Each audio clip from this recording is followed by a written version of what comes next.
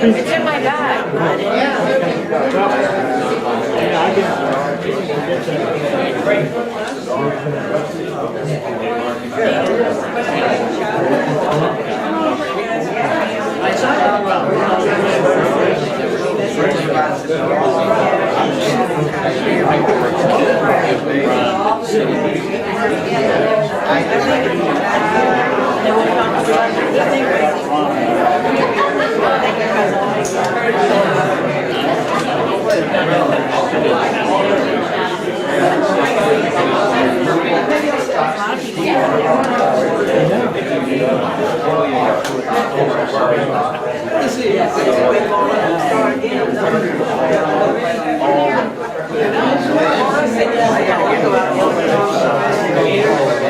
Someone tried to break in my house. I did.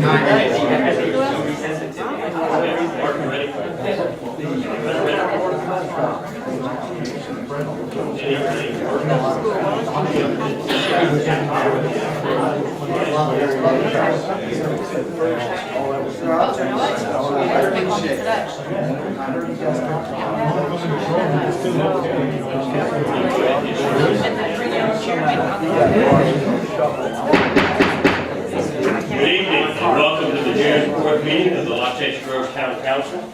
If we can have the roll call, please. Here. Vice Mayor Farrell. Here. Councilman Wilson. Here. And let the record reflect that Councilman Yang and Councilman Rocket are not present at this time. Thank you. If you would stand for the pledge, remain standing for the invocation. I pledge allegiance to the flag of the United States of America and to the republic for which it stands, one nation, under God, indivisible, with liberty and justice for all. Heavenly Father, we do ask for wisdom and guidance. We pray for those that are suffering in Oklahoma through the storms. We pray that we are protected from flooding. We just lift up those that are serving our country overseas. We pray in your name. Amen.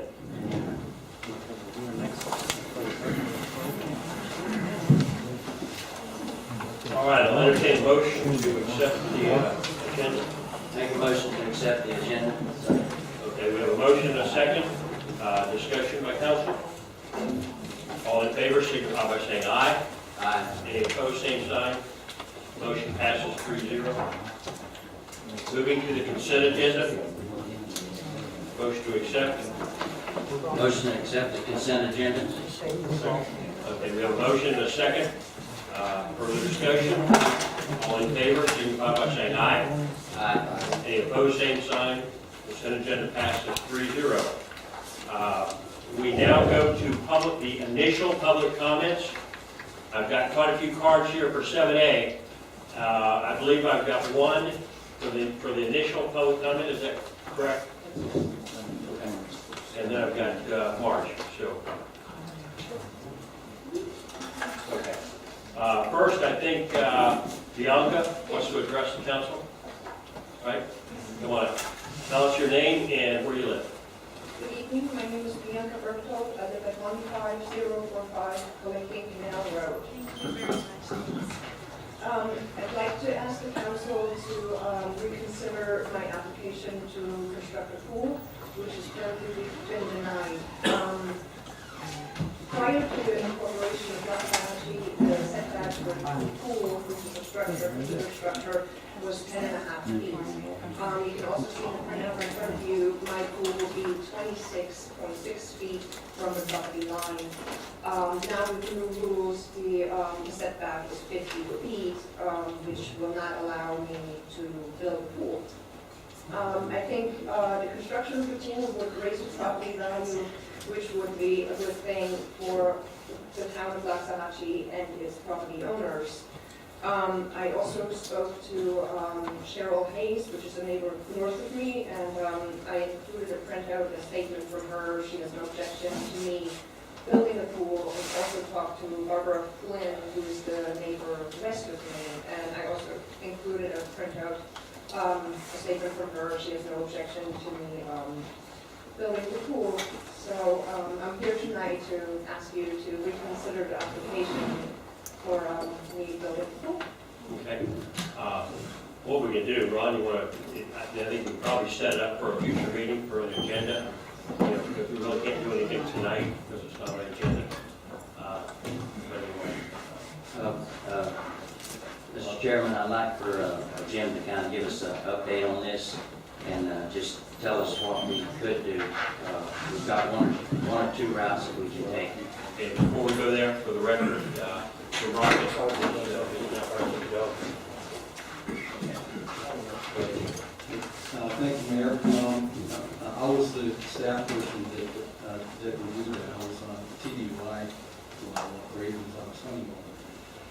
And the application came in requesting to construct a pool that was set back 25 feet from the rear of the property line. The town's setback is 50 feet. So the pool would have extended 25 feet into the town's setback regulation. When prior to the town becoming incorporated, the property was in the county's AR zoning district, which has a 100-foot rear setback. However, it does make allowances for pools and accessory uses. Now, the way I read the code that was in effect at the time of incorporation was that the pools in their community structures could be set back 25 feet, which her application would have met. However, the town's land development regulations, as they're currently written, don't make exceptions for accessory uses. There are accessory structures the same way that the county's regulation did. So she could have done it under the town's current regulations. She cannot, and that's where we stand. The options that I can think of that we can look at. Number one, she can apply for variance that would relax the regulations as they specifically relate to her property, or she could request that draft a code amendment that would apply to all properties in town that are being penalized, if you will, by the same circumstances. So she can look at dealing with her issue as it relates to the property, or we can write an amendment that would relieve everyone in town that are in the same circumstances. All right. One caution that we put it in and now remember to put it in and comes top coverage. All right. Let's put this on an agenda. Let's deal with it. You know, whenever you want to. I mean, We can put it on the next agenda for your dealing action. that's fine. Everybody all right with that? Well, I met with the town manager this weekend, and I wanted to put it on the agenda this week, but we felt like it was simple and we could get direction, not make the decision tonight, but, you know, I'm looking for direction of, you know, I'd like to know if she did a variance on her own, is that costly? Okay. Yeah, both the variance and text amendment require cost recovery because of what application.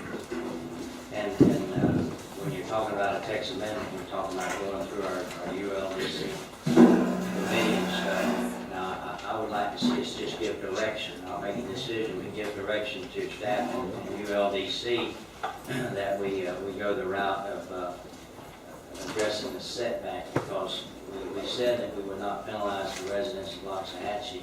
In one sense, we made it easier by going with a 50-foot setback instead of a 100-foot setback in the county.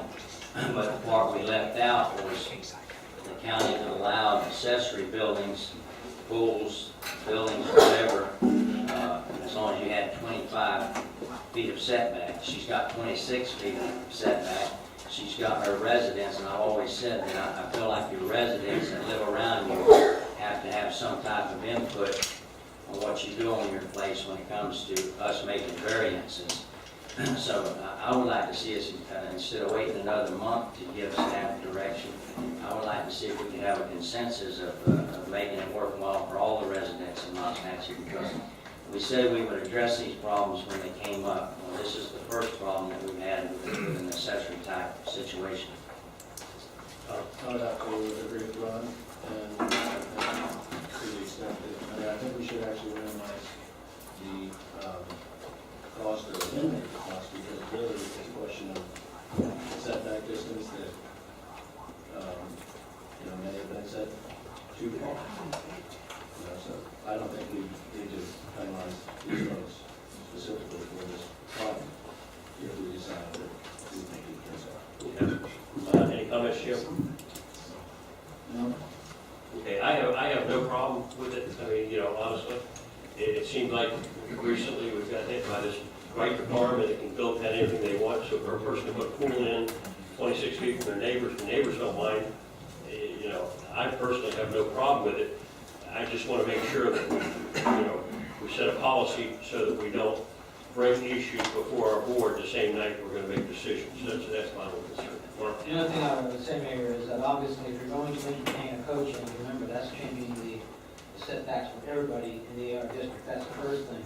The second thing is, I understand where Vice Mayor Gerald's going. The only thing is if you're looking for time savings, if you will, going to the ULDC board to have them ratify that change, then it's a question of when you want work started on that. So I'm just saying that's a longer route in terms of rectifying the problem than if we were just directed to do a text amendment tonight, or the petition or the lady indicated she indicated she wanted to go for variance. Things are a little quicker that way. I mean, my thought it would be variance, because it's one household, we take it, because who knows, change the whole thing, and maybe next time the neighbor would want to, next to it. So, I think you take it property by property, whatever the old setback, But my only concern is dealing with it tonight, because this is the very reason we set the policy that we did. But I'm in favor of it, but, whatever's cheapest and gets it done is my thought. So do you need direction from us to head that direction? Well, I think we need to talk to Lady Bianca, Ms. Bianca, but I guess the question is, maybe the direction is sit down and work with her and come to one or two conclusions and then go from there. If that makes sense to you. Did you want, no, I was going to say, was the direction to fix, for lack of a better term, the glitch that was not noticed within the county, or is it just to address this issue? One of the things we tried to do, and I'm the only one on the board that was part of that original council, is we really tried not to go more stringent than county. We tried to give people more leeway, if anything, and here's one of those that fell through the cracks. So, I don't want to penalize her for it, because if she had done it, a little bit before, it would have been fine. So, I mean, I want to keep it minimal, I mean, I just don't think it's going to impact the neighborhood greatly one way or the other. So, anyway, Tom? If the question is to go from 10 to 25, for everybody, I think that would be just the excessive change. 50 to 25? Whatever, yeah. Are you talking not the entire setback, just to make it the same for like the county did? Where the county Pool's regulations. different than a structure or a building or a table or anything else. I mean, it's a pool. All right, Ron, any questions, any comments? Now, we got a meeting on the 18th, which is a few weeks away. I would hope that staff could get with Ms. Bianca and find out what the easiest and the fastest route is what I would like. Okay. And I agree with the mayor that take one problem at a time. Well, let me say this, I agree with what you're saying, easiest and fastest, and I'd add one more, cost effective. Because the cost recovery aspect, I think Jim, correct me if you disagree, but I would think the text amendment might be a little less costly than going the variance route. At least with the text amendment, what you're doing is you're not only curing the problem for her, but for anybody else who might potentially run into that situation. The variance, then you have a whole bunch of understanding that she's got to prove that, she's got to. So I'm thinking the text amendment is the way to go. All right, come to us with something next meeting. And thank you very much. Thank you so much. All right, March?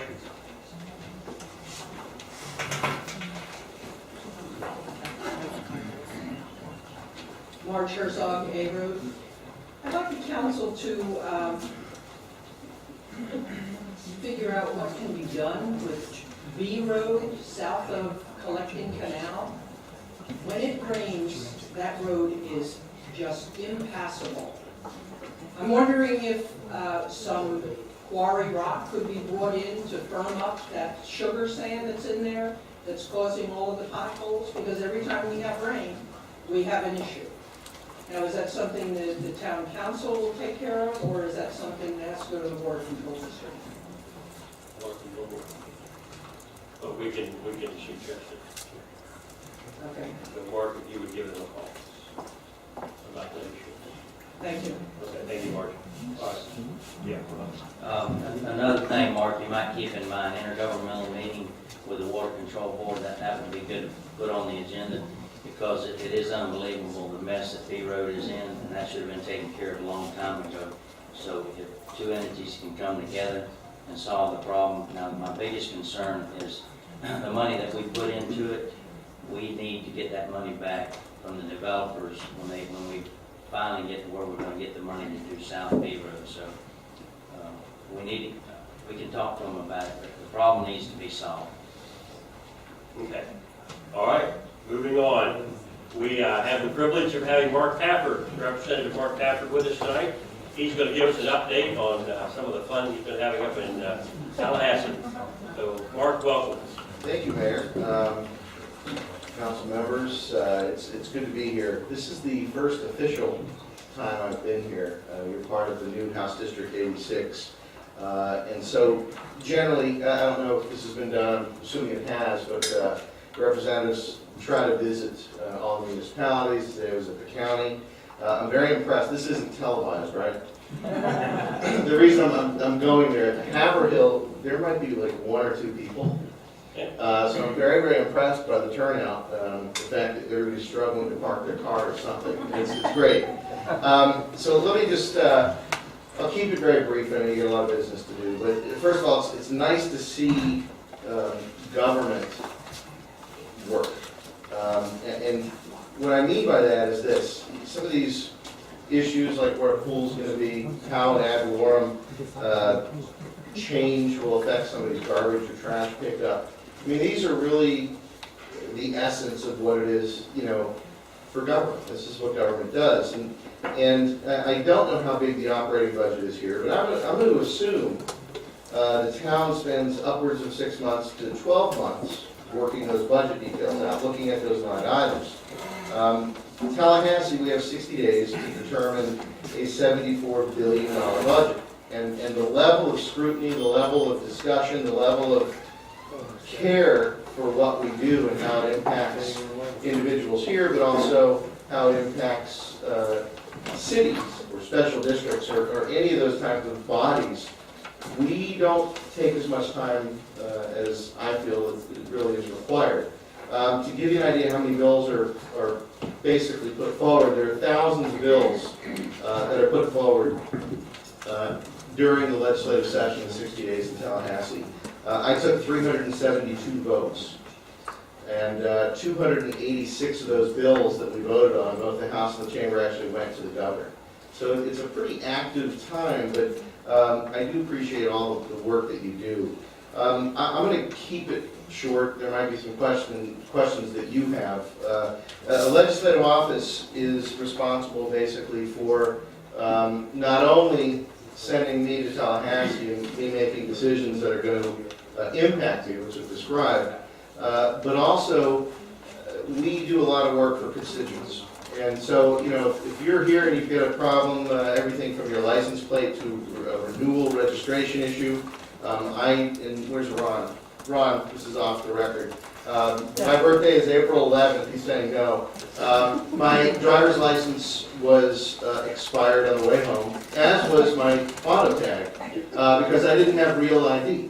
And so, you know, those type of things happen to everybody. And so our office is available to help with those type of issues. Ron, just go easy on me.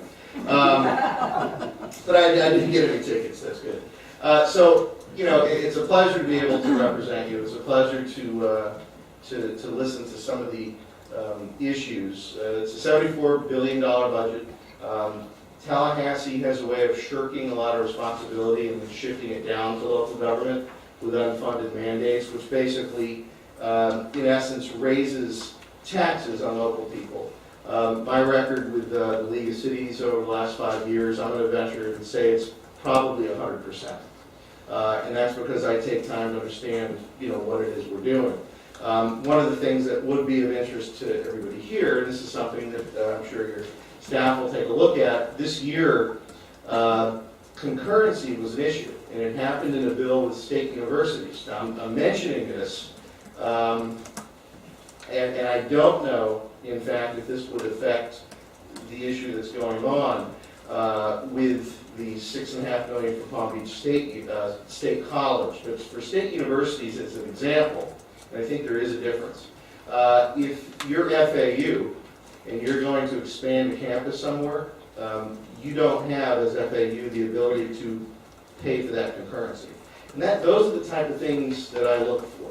I'm pretty sure it will not involve the state college. I wish the governor had done something else, but I guess, you know, we have to wait another year.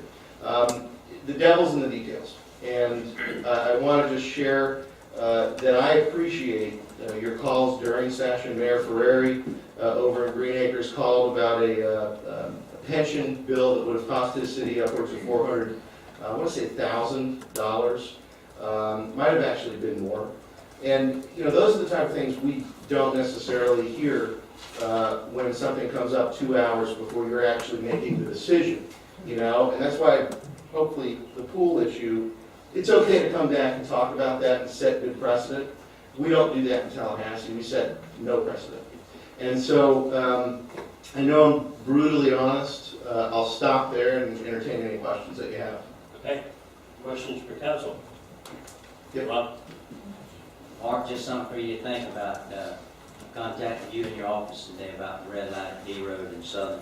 And within a few hours, you had already contacted FDOT, and they agreed, or they told your staff that they would be setting up a meeting sometime this month, or it might be at our convenience, but we want to be prepared for them. But that tells me, as a resident of Loxahatchee, that you do pull some weight, so.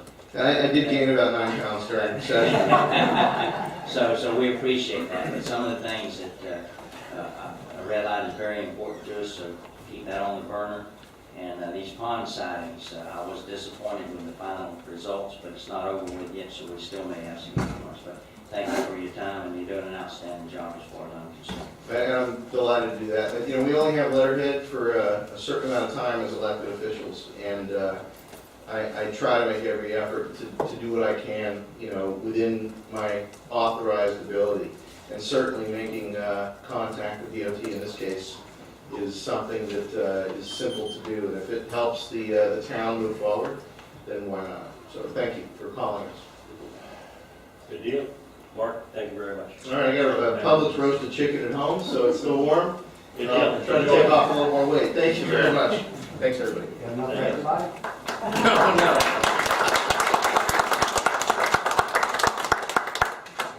Okay, moving to the committee report, financial advisory.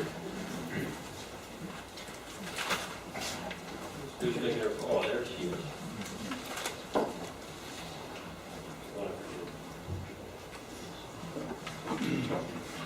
Virginia Standish for the FAAC report.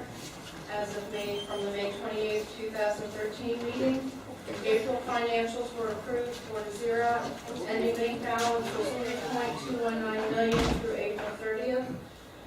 The town received 55% of annual revenue budgeted and expended 38% of expense budgeted. 58% of the year has elapsed as of this report. Year-to-date revenue exceeded expense by $635,868. The expense underrun was due primarily to shortfalls in capital spending of $400,000 and transportation spending of $167,000. Staff advised that they are in the process of amending the cost recovery fee schedule. The committee reviewed the fiscal year 2012-2013 proposed budget amendment, and I'm just wondering if that should not be 2013-14. Amendment, excuse me. Management advised that a shortfall in communication services revenue is expected resulting from federal legislation interpretation that communication companies are using to avoid this tax. That revenue is approximately $200,000 and it is expected to go away. Staff is also recommending an increase of $60,000 in legal expense due to expected requirements of current and pending litigation. Staff presented the committee with a review of all vendor contracts, including contract expiration dates, insurance requirements, and filed insurance certificates. All vendors are in compliance with contracted requirements for insurance coverage. However, requirements for insurance vary widely from contract to contract. In the future, the committee may consider developing a recommendation for more uniform contract requirements. The committee also reviewed the draft preliminary budget calendar, the proposed 5-year capital improvement plan budget, and the proposed summary sheet bid ranking for RFQ 2013-001 professional engineering services. Our next meeting is scheduled for Monday, June 24th, 2013. Virginia, thank you very much. Any questions for Virginia? All right, we need a motion to accept that. And I make a motion to accept the April financial FAC committee report. Okay, Jim Rockets made a motion. Second. Second by Ron. Further discussion by council? I have nothing by the public. All in favor signify by saying aye. Aye. Any opposed, same sign. That motion passes 4-0. Moving to, we have nothing in 6. Moving to 7A, ordinance 2013-03. Mark, you taking this? Actually, I'm going to let Jim handle it in a second, but are you going to read the ordinance first, Mike? I'll read the ordinance title. Proposed ordinance 2013-03, an ordinance of the town of Waxahachie Groves, Florida, amending the town of Waxahachie Groves Unified Land Development Code, ULDC, to amend Article 20, entitled Residential Zoning Districts, Section 20-015, entitled Permitted Uses, to add rescued animal care as permitted principal use subject to Article 80, and to a special exception in our agriculture residential AR zoning category. Amending Article 80, entitled Conditional Uses, to create a new Section 80-060, entitled Rescued Animal Care, to provide for regulations related to rescued animal care, providing for conflict, severability, codification, and an effective date. All right, we've got a lot of public comments on this one. So probably the first thing we'll do, Jim, you want to present it, and then we'll get a second going. Okay, I'll try to make it as brief as possible, Mayor. Ordinance 2013-03 is a proposed text amendment to the ULDC to permit veterinary services and dog boarding as accessory uses to the rescued animal care facilities in the AR zoning district. The staff report is on page 47 to 57 of the agenda package. The proposed ordinance itself is on pages 58 to 63 of the agenda package. The applicant is Big Dog Ranch Rescue Incorporated. Big Dog Ranch is an existing rescue animal care facility located behind Lowe's Home Improvement Center in the unincorporated area of Palm Beach County. They have outgrown their existing facility and are interested in relocating to the town. Rescued animal care itself is currently a permitted use in the AR district subject to special exception approval. However, the town's code is currently unclear as to what accessory uses are allowed with the rescued animal care as the principal use. And to ensure that the town's code will allow all of the uses provided by Big Dog Ranch, they proposed a text amendment allowing veterinary services and dog boarding as accessory uses. The amendment, as it's currently proposed by Big Dog, is presented on page 53 of the agenda package. I think we should take a quick look at that because the staff recommendation is somewhat different than the applicant's proposal. If section 20-15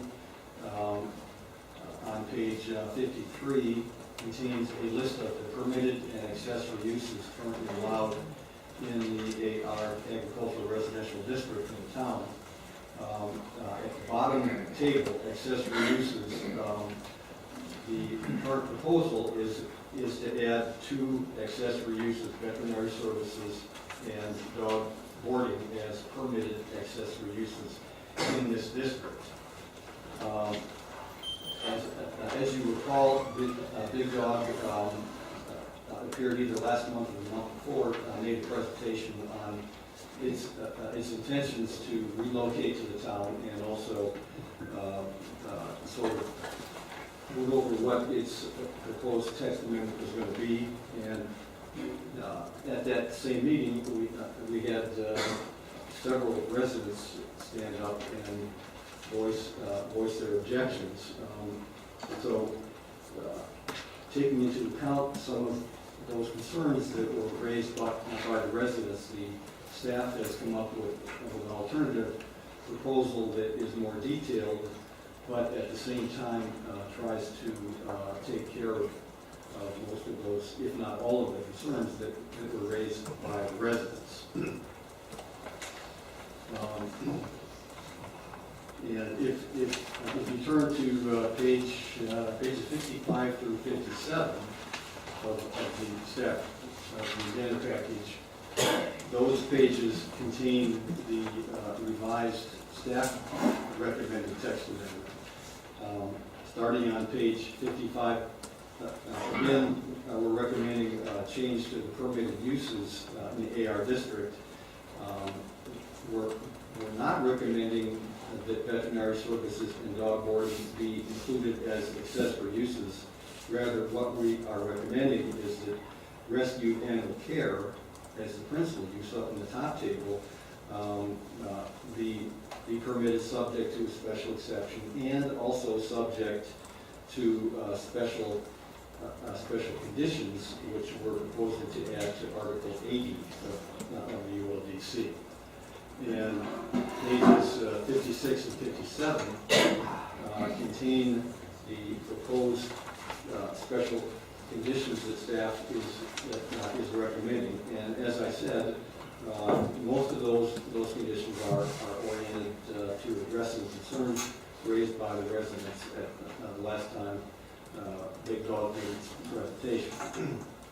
Start out with a definition of what a rescue animal care facility is, and then we also have a recommended minimum parcel size. The current parcel size minimum in the AR district is 5 acres. And in discussions with the Planning and Zoning Board at its meeting last month, they recommended that the minimum parcel size for a rescue animal care facility be increased to be parcels in excess of 10 acres in size. They felt that the larger parcel size would ensure that the rescue animal care would be as compatible with its neighbors as we could possibly make it. And then we added the accessory uses, the veterinary services and the dog boarding as accessory uses in this section 80, so that those 2 accessory uses could only be attached to the rescue animal care facility. So the only way that you can have dog boarding and the veterinary care services and accessory uses is if they are associated with a rescue animal care facility. The way that it's currently proposed, any of the other uses in the AR district could petition to have veterinary services and dog boarding as accessory uses. And we feel that this way ties it down better and makes it abundantly clear that the only use that that these two accessory uses can be included with is the rescue animal care. We also have very specific standards about how waste disposal is to be accomplished, tying them to the county's environmental rules and Palm Beach County Health Department procedures. We also have a section on the number of animals that can be permitted in a rescued animal care facility that is tied to the current regulations of Palm Beach County animal control. The regulation as it is currently stated in the county is that you can have up to 30 dogs and cats for a parcel of 2.5 acres or larger. But they also provide the alternative that if you want to take care of more than 30 animals, you have to go get special approval by Palm Beach County Animal Care, and they have specific standards based on the capabilities and the size of the property to determine the ultimate number of animals that you can have. And we also have some specific criteria related to outdoor runs. We're suggesting that a minimum 200-foot setback from any property line that borders a residential area be required for an animal run, and also that it be enclosed by a chain link fence and a landscape area around the chain link fence. And we are also recommending that the architecture has to conform with the town's rural listing guidelines. So you can see that the staff recommendation is considerably more detailed than that proposed by the applicant. The applicant did appear at the Planning and Zoning Board and stated that it had no problem with the revised amendment as proposed by staff, and that they were fully in support of it. So on that basis, staff recommends approval of the proposed ordinance language as written on pages 55 through 57 of the agenda package. I'll be more than happy to answer any questions that the council may have. Okay. Question by council members. I have a basic question. Mark, has this already been advance funded? We've got the funding cost of this change fully covered? Oh, and this has been subject to the cost recovery. We already been paid, They have paid us. okay, and as far as you know, the estimate of what we may incur or have incurred is covered by what they deposited? I believe so. It's, well, I think to this point, we've charged about 60% of the amount. We have to do another advertising and then come back to council. So I'm pretty sure that it will fully cover it. And if not, the way we work the cost recovery is if there's cost overrun, that's got to be covered as well. We'll try to determine that before second reading, though, after we do the next ad, so that if it isn't, then we'll just ask Big Dog to provide the remainder to bring us up to the Okay. Okay. Anybody else? I have some specific questions as to how this really impacts other facilities that may exist or other uses that are currently existing, but I think we can defer those till after we hear the public comment on this particular issue right now. Right. You have additional comments from the council? Yes, what we'll do is we'll have a motion in a second. We will discuss it. Right now, it's questions for Jim. And then we'll open up to the public, and then we'll discuss it again. All right, any other questions for Jim? Yeah. You want to ask a question? No, go ahead. That'll ask my question. Jim, Yes. this ordinance, if it was approved by the council, does not preclude Big Dog Ranch going into the property on, or does it preclude going into the property on Bryan? In other words, are we changing restrictions that we have before this ordinance is adopted, where we can hear from the town people, we can hear from the residents, and if the council doesn't want to grant the use of property specifically that location, then we still have all those rights, if you will, to not grant approval for that site. This doesn't start the process rolling where, you know, we are basically handicapping the people on Ryan, because we heard very clearly, and you did mention that you were listening. But my concern is that we do anything that would take away what they used to have, or in terms of prior to tonight, the rights to prevent, or try to prevent something to go in on that location. No, those rights are not affected at all.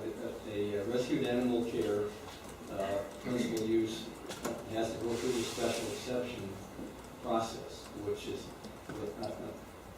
they make an application, they include site plan, it's got to be advertised, it's got to go to planning and zoning board, they've got to post notices on the property. That's not changed. Rescued animal care currently has to go through the special exception, and it will continue to have to go through if these amendments are passed. Would you then tell me why we're doing this now versus waiting for an actual application to buy property and put animal rescue on there, and at the same time, we approve these conditional use or accessory uses? Well, I can only surmise. I mean, that was the application was filed by Big Rock, so it was their decision to make the application. I'm assuming that they wanted to make sure that they could do all of their operations before they made any kind of a commitment on a parcel. Be a contract subject to, or put some earnest money down to do the research, whatever. They wanted to make sure that the codes would allow them to do what they want to do. And then they find a piece of property. That's our guess. That latter statement by Jim is absolutely correct. They currently, is my understanding, they are currently looking at 3 sites or more. The Bryan site just happens to be one of the sites they're looking at. But again, they wanted to come in, they wanted to propose the text amendment to the town to ensure that in the right location, they can go ahead and locate the facility. And as Jim has indicated with the special exception, not only do you have the new language that's been written, which are conditions that they have to meet, you also have the general special exception findings in addition to the entire process that you have to look at and review as well, which talks about special exception. Well, my concern is that I could make an offer on a piece of property, and it could be conditional upon certain things being done in the town prior to my purchase, which could say that this particular ordinance had to be passed and approved with these changes before I close the deal. I don't know. I think my concern is we're a little ahead of the game, and I understand the possibility of why, but at the same time, even though you may not mean it, from what I've just heard both of you say, Mark and Jim, is it suggests to me that they can move ahead on something they've designated as where they want to locate. And I don't think you mean that. It has to go through a special process, and Jim, your answer was pretty clear that nothing's changed. They have to still jump through all the hoops as far as getting approval through special process for us to approve anything. But I get the feeling that, and as long as you're reassuring me, but I think we don't need to do this. If they find a parcel they want, they can have an agreement that says it's conditional upon these criteria, and if the town doesn't pass those criteria to their, acceptance, then they don't have a deal. So I feel like we're ahead of ourselves, but that's why. Let me just respond to that, Council. That could be one point of view that you take, Councilman Walker. The other thing to remember, though, is when you look at it that way, you're looking at it site-specifically at that one use. What this text amendment is saying is you get to look at it a little more globally or comprehensively. You're making a judgment as to whether the use itself, forget Big Dog, let's say it was Dave Browning's Rescue. They would have to meet those requirements in terms of the vet services, in terms of the boarding. I mean, so if you're looking at it more from the standpoint, is the use itself appropriate for the town and the AR? Forget Big Dog, they just happen to be the applicant, trying to get the text in place. Okay.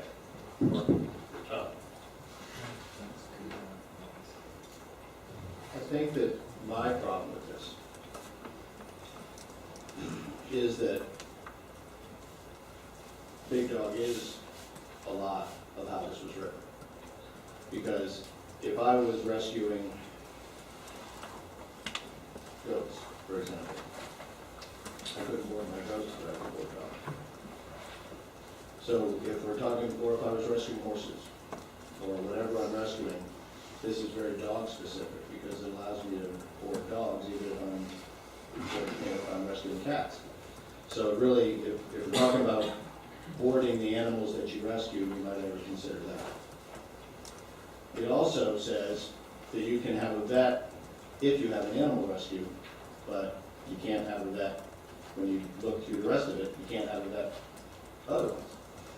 We all know there's plenty of vets. So why do we want to continue saying that vets have to be an accessory use to something completely different when vets could and are and ought to be a principal use? Because I think the key was, if you don't mind, that the vet was tied together with the boarding of the dogs. Well, perhaps. And if the dog boarding is tied only to dog rescue, that's one thing. But let's say if we're trying to be global and not be specific, well then let's say it's animal rescue. Whatever you're rescuing, you need to be able to board it. If I'm rescuing sparrows, I need to be able to hold some of those sparrows. So if that's what we're doing, and we also know that we have very successful and very well done wildlife rescue in town that takes care of exotic species that are not in any way domesticated species. And so we don't want to put them out or make them at all feel like you've got to jump through hoops to do what you've always been doing. Just like I don't want the vets to feel that way. Or your wolf rescue that you're going to start. But, you've also got to look at the possibility that, and people are going to laugh at me, but there's an elephant rescue out there that takes circus elephants and brings them. So when we then say, okay, you can rescue any animal, then how do we stop them from bringing big elephants and putting them here in 6-foot chain link fences and busting them? So I think that when we start to write a page, as I've always said, then that only makes questions for 3 more pages. So maybe we ought to look over here on this table and think about veterinarians, if they're a principal use or an accessory use, that's okay. If dog boarding isn't okay as a kennel here, then it ought to be very limited if we're going to allow it, and not turn it into a secondary business for anybody who says, I'm a dog rescue, and now all of a sudden, well, you're a dog rescue, but you're also a vet, you're also all these other things. Pretty soon you're a puppy mill under the name of dog rescue. I'm not accusing anybody of that. I'm just saying, what could it develop into? So I'd like to have staff maybe look at this a little better, and I am concerned that we're going to make some sort of thing that then somebody else is going to come back and say, we allowed it, so now we're going to do it. Just like we had staff reports on other things that have said, you have to approve it after you approve something. So those are my issues. They're not really, I'm not qualified to discuss the rescue business, how it goes one way or the other, but I am concerned about issues and how they affect other people. And I'm certainly concerned about neighbors and thought about, would I want to have this next to my house? And, even though I have dogs, the answer is no, I probably wouldn't. So I am concerned you know, and I do live near an arterial collector road and everything, so it could be next to my house, so I do have concern. And the property on Bryant would qualify having frontage on what you say, an urban collector or imperial highway? The only two roads that would qualify to offer public vet and boarding services are up the Shoal and South. So they're the only two that would qualify? But my problem with that is that the existing vet's not over there. Yeah. And the fact that, yeah, properties are right on site, so. Ron? Jim, I believe you're wrong about, we're talking Bryan's Road, but you have access to that land from Folsom, and I believe Folsom does qualify for that. I thought it was one, Beaver Road, or one road. Okay, so you're telling us that the property on Folsom and Bryan Road would not qualify for that? It doesn't qualify to offer vet services and boarding service to the public. You can do the facility on that property, and you can offer vet services and boarding facilities to dogs that are currently kept at the facility, or dogs that were adopted out and need additional services and brought back. Okay? If you're going to offer general veterinary services to the public, that's when you have to be located on Okeechobee or Southern. I had another question with that. In other words, we've always felt like you've got to be able to benefit the residents of Loxahatchee. Are you basically saying that if they approached us after if this text amendment was approved, they approached us with the possibilities of application to do it off Folsom Road, then we as a council, we could turn it down by using that as a reference that no, you're not going to be serving the public, so it wouldn't benefit our residents.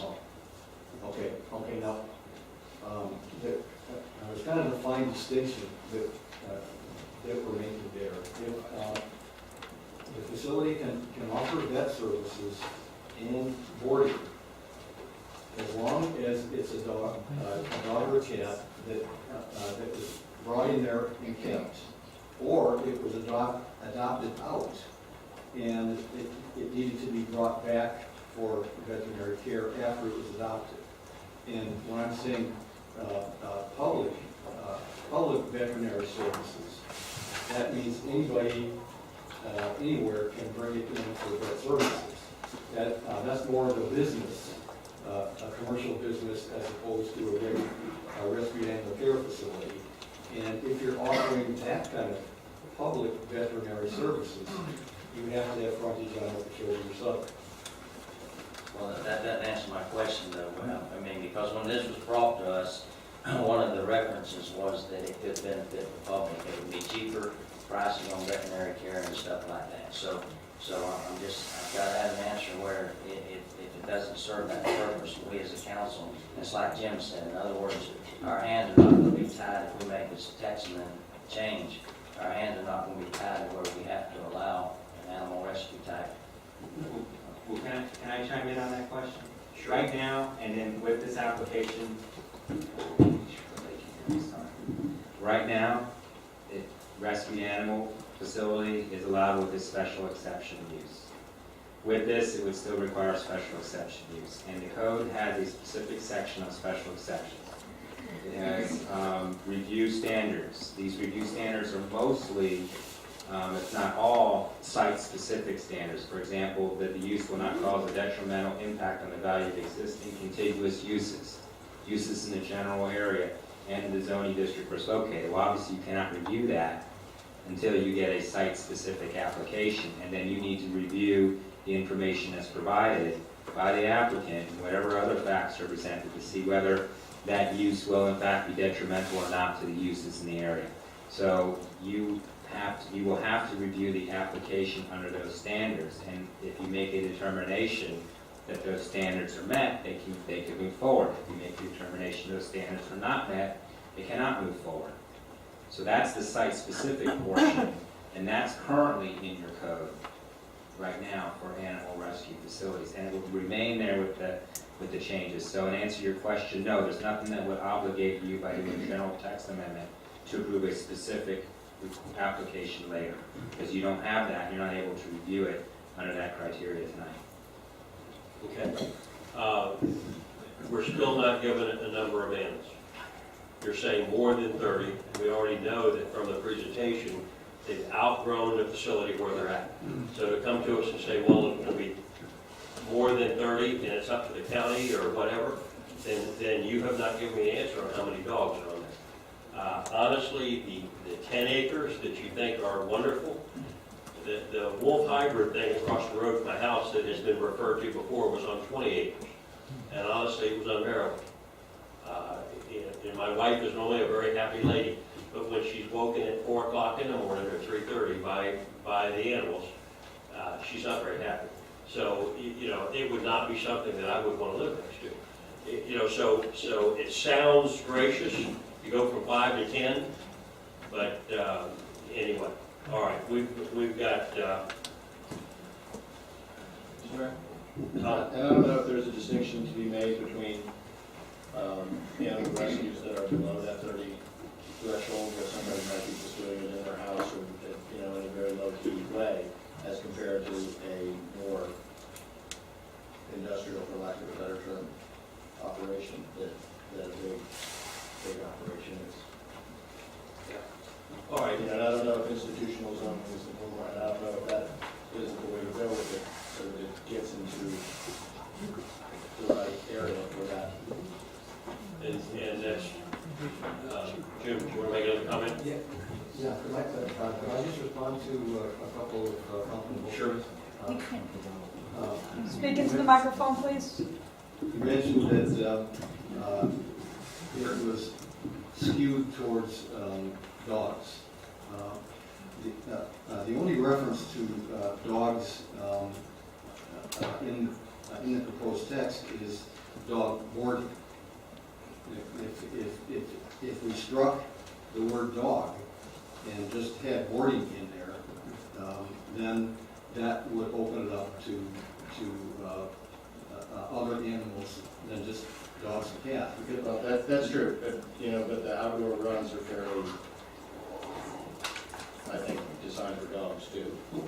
Yes, but that, You wouldn't put cats in there. yes, but you don't have to have an outdoor run. That's just saying it's an accessory use that you can include in your rescue animal care. You don't have to. It's No, if I wanted to have a horse run, I wouldn't do that either. I'm just saying that that's obviously for dogs, and we don't really need to go on and on about it, but Yeah. on page 11 of 57 and 94, I would think that what you're doing there is defining dog runs. You're not defining horse pasture or a place to keep a goat or a place to keep anything else. So that's what I was saying about dog specificity, and also that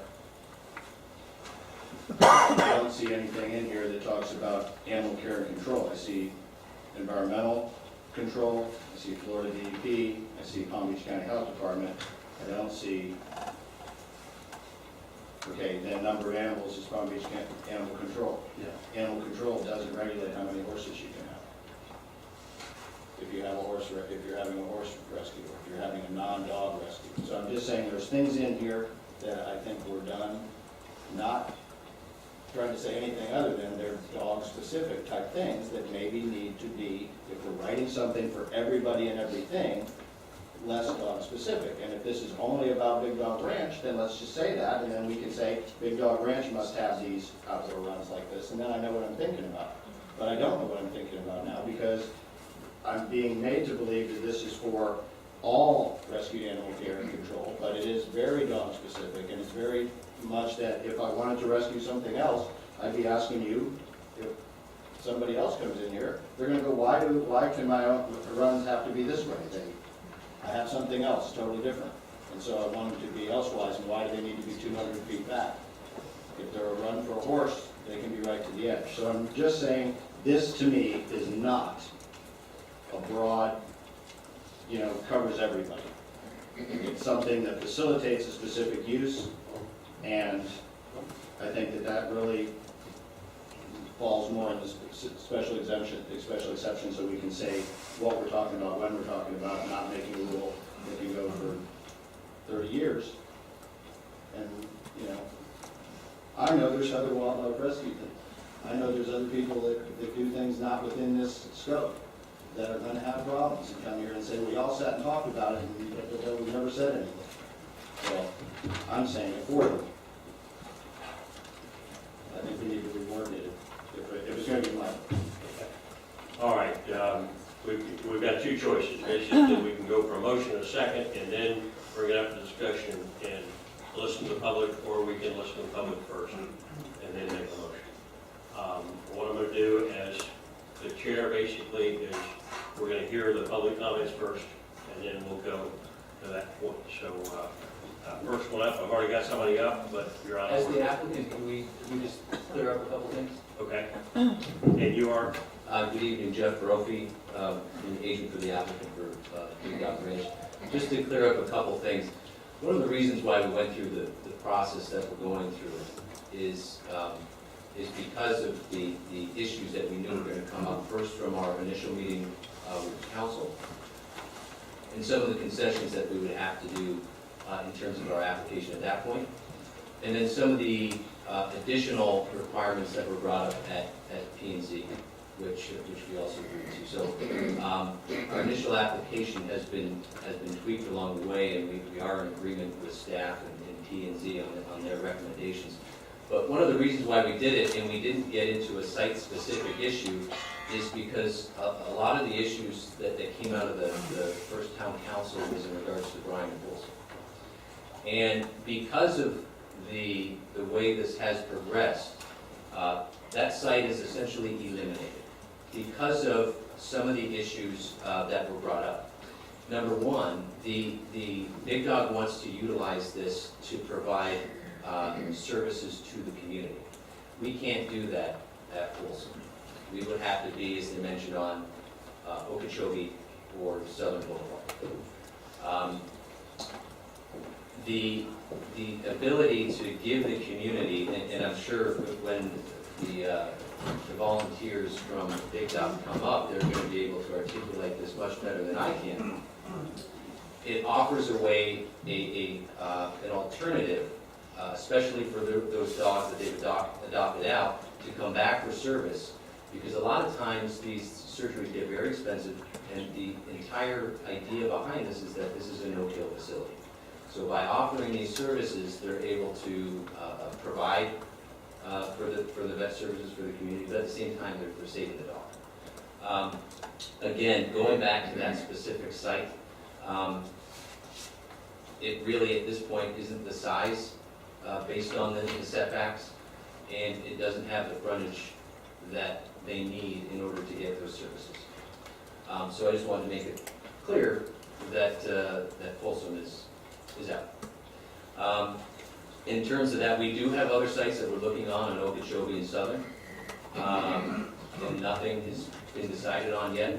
Again, mainly because as we work through this process, certain parcels get weeded out that we can't utilize. Currently, right now, in their location, just so you know, they do have 28 acres of property. They only utilize 4. They're only able to utilize 4 because they're grandfathered in as within the county. They're not an allowed use within that zoning district anymore. In addition to that, their current location was the old Folk Peterson site, we all know, and wasn't designed specifically for dogs. The idea behind this new facility is to provide a facility that is specific to dogs, that we can keep them inside and outside only during the runs. And I believe it's a 7 to 7 time frame. 7:30 to 7 time frame. So, and I guess the benefit here is they do have the donations. They are ready to start a process in terms of getting a site, but being a nonprofit, it's difficult to start a process. You can imagine if they had started to move on a certain property and had this come up, All of a sudden, that property's gone, and so is their deposit, and a lot of other issues come up in terms of contract issues. So that's the reason why we're going through the process we are. We also want to make sure that as a site is selected, and if the town does welcome us in, that we include whoever the neighbors are specifically, because that's really the biggest thing, is to include those that are greatest affected in the design and approval process. We're not trying to hide anything here. We want to make sure that the community, embraces the design and that we can move forward together. So, with that, we'd be happy to answer any questions. I know there's quite a few folks here from both Big Dog and the community, and any questions on the zoning side that I can answer, I'd be happy to do. And we have Lori Simmons here, President of Big Dog, who can answer any questions specific to the Okay. And I am glad you're coming at this point. I honestly am. I mean, the last thing in the world, I think that it's not helpful to anybody to run it through, you get money invested, you get time invested, and then you find out that it's not something that fits in the community. So I appreciate you coming in at this point. Okay. I've got Dennis Lipp, he's the chairman of the ULDC committee. Planning and zoning. Planning and zoning, I'm sorry. Wrong committee. That's why I have no hair, I wear too many hats. Ladies and gentlemen, I just look around here, I don't see any members of the planning and zoning board here, but it was a very interesting meeting, to say the least. A lot of the faces I see were also there during public comment, and I didn't bring any Kleenex with me, but it was certainly brought some emotions forward. As far as the method that they're using, I understand, why we had to sit through that, and I think it's a good idea because, as you said, they're putting down a lot of money in getting things going, so they have a better idea of where they want to go. I think Tom and Jim, you bring up good points, the same points that I brought up. Why are we making this text change? Grace Joyce brought up the same thing, because it's really not these guys. It's guys like some industrial-sized landscapers who get a little partial so that they can be a nursery and fit in under the guise of being a nursery. And I explained to them that that's what we don't want to have that happen. So in crafting this piece of text amendment, it is a big deal. But I understand, why they want it. And I think if the staff could tweak it enough so that it fulfills what their needs are and also doesn't expose us to mischief. And there's mischief out there. When a California-based large corporation comes into our town and makes fun of us, and we accept it. We don't like that. So here we are, and so, one of the things that came up at the meeting was, let's just make it 10 acres. And one of the representatives with the applicant said, let's make it 10 or more. 10, more than 10.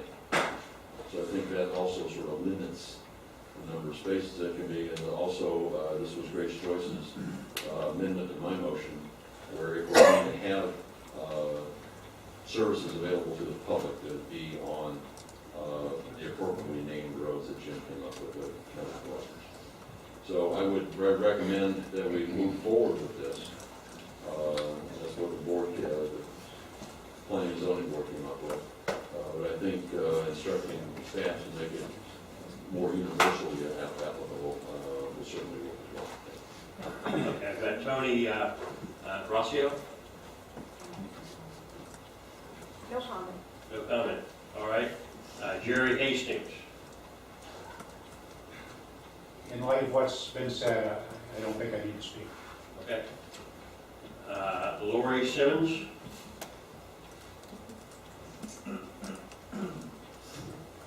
Hi, I'm Lori Simmons, and I'm president and founder of Big Dog Ranch Rescue. And I think Jeff has answered most of the questions that I would have told you, but One thing I do want to say to Loxahatchee Groves, to all the residents and to the commissioners, we want to become a part of your community. We want to be something you're proud of to have in your community. We have got donors willing to build us a state-of-the-art, brand-new facility that will look more residential. It won't look like Palm Beach County Animal Care and Control. That's not what we're about. We're about having our dogs. The reason we want to move, like I said before, it was a wildlife center. We kind of retrofitted into that building and that facility. It's so not suited for dogs at all. We want a state-of-the-art rescue where the dogs are living in posh little rooms and treated like gold, and where, they can be comfortable, we can take great care of them until they find forever homes. We are not looking to have craziness with, the dogs outside barking all night and all of that. Our dogs will be inside in our new facility. Only half of them are now because the buildings, they're not able to be totally enclosed or air conditioned. So all of our buildings, we're happy for you to add that in your amendment. That the buildings dogs from 7 p.m. until 7:30 a.m. will be totally closed up into an enclosed, insulated building where you won't hear them at all. Secondly, I want to say that our dogs, our general rule, our dogs that are in our main building now are out in the morning. They are out from 7:30 in the morning until about 9. Then they're brought in for an hour. When they're fed, they stay in for an hour. They're back out until 11:30, and then they're in until 3:30 because we don't have them out in the heat of the day. And then they're back out from 3:30 in the afternoon. About 6 o'clock, they start bringing them in and settling them down for the night. So we want our project to be beautiful and something you're proud of. We want it to be nationally recognized as the best rescue in, the United States someday, but, right now in Florida. And our buildings will be individual buildings where they won't all be in one building, and they will look more like houses, like ranch houses, is our plans and our dreams. And also, as far as the hospital is concerned, we have to have a hospital. We adopt out 2,000 dogs a year that would be euthanized in shelters. Without us, they die. We also want to educate. So we believe there's got to be an end to this. There's got to be an end to this problem. And the only way we can do that is by educating. From educating children to educating adopters, to educating anybody that we can talk to. We're all about the kids in the community and the volunteers in the community. We want you all to become a part of it, learn from it, grow from it. And, it's the most rewarding thing that you will ever do in your life. There's a lot of good things that would come out of Big Dog Ranch. One more thing I want to clarify. One reason that we do need the veterinary services, not only for our dogs, of course, that come in that have mange or heartworms or whatever we need to fix on them, but spay and neuter ends this problem. So we want all our dogs that go out are spayed and neutered. And I've told you commissioners this story. Most of you in this room have heard it. But, I'm going to give you one instance. We had a 120-pound, 1-year-old Mastiff named Chili that was adopted out by a nice family in Loxahatchee Groves. And they came back and they adopted another dog, Miles. The dog ate an entire corn cob. And she went to 3 emergency clinics, and the cheapest she could find the surgery was $3,500. She said, look, I've got 3 young children, my husband's job during the economy. We want to save this dog, we love this dog, but we can't afford the surgery. If it was $1,500, we could do it, but we just can't afford $3,500 right now. So we care about that dog. So we took the dog back in, we called in our vet, she came in, did the emergency surgery, we saved the dog. So that wouldn't have happened if we weren't able to do that. And we would like to save more dogs that way by giving care back to the 2,000 dogs we adopt out a year. Not all of them are local, but the ones that are to come back to us. If we were able to give that service to you and the community and the surrounding people as an emergency clinic at night so that our dogs don't die and your dogs don't die when somebody can afford $3,500, we would love to do that. And we would love to, that's another way we can save more lives. So anyway, that's all I wanted to say. All right. Andre LaCroix. And then I've got Ashley in Zarling. My name is Andre LaCroix, Bryan Road, Loxahatchee. Don't really have a lot to talk to you guys about. A lot of the questions were asked throughout the conversation this evening. Just to clarify and get myself a little educated, if the section is created, it moves from 20 to 80, there's obviously guidelines and laws per section. Those still need to be created. Is that kind of what you guys are doing already? And does that still, those laws and guidelines, I guess, per section still go to vote prior to the project commencing? Yes. Yes. And that's a public vote, not necessarily through you guys, but the general public. No. That decision will be made by our council with input from the public. It's not a referendum. Oh, it's not a referendum, it goes to council.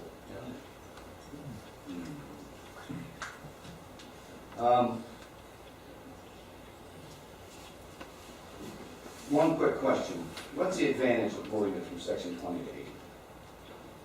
Does it give it more options, I guess, as far as all the tasks and When you're saying moving it from section 20 to section 80, I don't understand. in your the ULDC? Isn't it the objective of moving or creating the dog rescue? Yeah, go ahead. Yeah, I think you already had the answer. It's basically everything that you want to do needs to be there as opposed to where it's at. What we're doing, we're creating essentially more rules and regulations for the facility by adding something in section 80. In section 20, section 20 just says these are the uses that you can do in that zoning district, A, B, C, E, F, G, period. That's all that does. Right. By creating section 80-60, we're adding some additional rules and regulations that this facility has to follow if it's going to be developed. That's kind of what I thought we were doing. Okay. All facilities would have to follow, not just this one. Yeah, yes.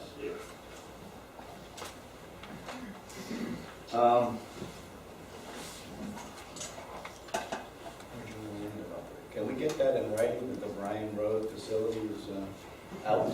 Here, let's keep your comments addressed to us. I'd like to see that in writing. That would be awesome, considering I live on Bryan Road. Nothing else in particular.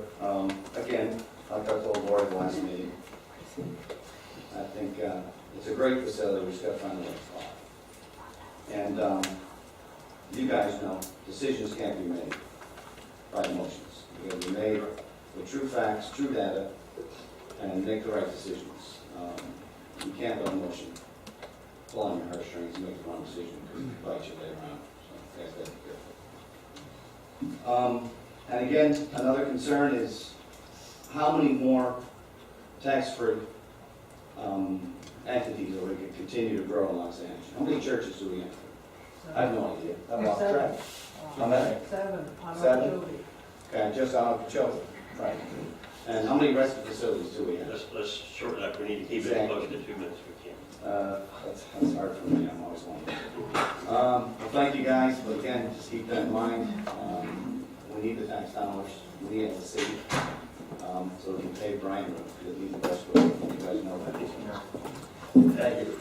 All right, Ashley. What? Then I've got Christian Howling will be next, and then Peter Robbins. I got a pocket knife. Hi, I'm Ashley. I'm a volunteer with Big Dog Ranch. I basically just want to say a little bit of the community involvement with what a benefit it is for everybody. Once the rescue is able to grow and actually can implement a lot of the plans to be able to help the community, we can have workouts with the community, with the dogs. People can come, walk the dogs, and a little workout instructor, and you go along with it. It's also really good for after-school programs. University of North Carolina, Chapel Hill recently did a study on nonprofits and how they benefit communities with it. And a lot of times, communities sometimes get upset with having a nonprofit because they think, oh, they're tax exempt, this, that, when in actuality, a nonprofit is really a small organization, or a small business, I mean. And with it, they employ people, and a lot of times it's going to be people of the local community. So they're getting jobs, and I think in today's economy, jobs are extremely important. And with that, the people locally are going to be able to benefit with it. But then, especially with the children, it is completely beneficial to have the children learn how to appreciate and take care of their dogs. Domestic violence is a huge issue. In the past 3 years, Palm Beach County has had a 10% increase in domestic violence calls. And it's a fact that 70% of the domestic violence cases, the abuser starts with the animal that's with it. 64% of people in the United States own a dog. So with the math, more than likely it's a dog that's getting injured. But with the children that are part of the domestic violence, they end up getting affected and they end up taking their frustrations out on the animal. And majority of the repeat criminals have started on an animal. So if you can start with the children, even the ones who are part of domestic violence, and show them that love and care for the animal instead of take out your anger and emotions that way, then you create a better society with them. And basically, I think jobs are huge with it, especially with the vet. The report said that in April, unemployment was down 0.1%. That's basically nothing. No one really knows if that's the people that left the job market altogether, or whether or not they're just not claiming their disabilities with it. Jobs are necessary. You wouldn't have wrap it up. That's it. Okay, thank you. Kristen Calvin. Mayor Brown, Commissioner, I just want to say for the record, I was in support of the amendment. Oh, okay. All right, Peter Robbins. Mayor Brown, members of the council, thank you for hearing this tonight. My name is Peter Robbins. I live in Palm Beach Gardens. I'm a volunteer with Big Dog Ranch Rescue, and my wife is on the board of directors there. I'm not one of those people that donates my time lightly. I like to really think that it's something that's going to matter to me if I'm giving up some hours outside of work time. And I'm proud to do that for Big Dog Ranch Rescue. I think it's a great organization. Two main factors that I think about tonight that I'd like to speak to. One is when you look at the folks at Big Dog Ranch, it's obvious they have a passion for what they do. It's something that's a very deeply important cause to everybody who's involved in the organization. And with that, it's important to them to be in a community that will be proud of them. It's important to them to be a good neighbor and to do things the right way. And they mean that when they say that to you, and when they say that to the people here in Loxahatchee Groves. Secondly, I agree with the gentleman who spoke a few minutes ago. You don't need to make this decision based on emotion, because it's been given a lot of thought by your Planning and Zoning Advisory Board. They support it. The staff has worked with the applicant, with Big Dog Ranch Rescue, to really get this in a good place. So it's something that can be made on the discussions that were had and the research that was done, and not on the emotion. But you also got that very passionate core group of people who want to make this successful. So I encourage you to support the ordinance. Thank you. Thank you. Emily Pantelidis. Good evening.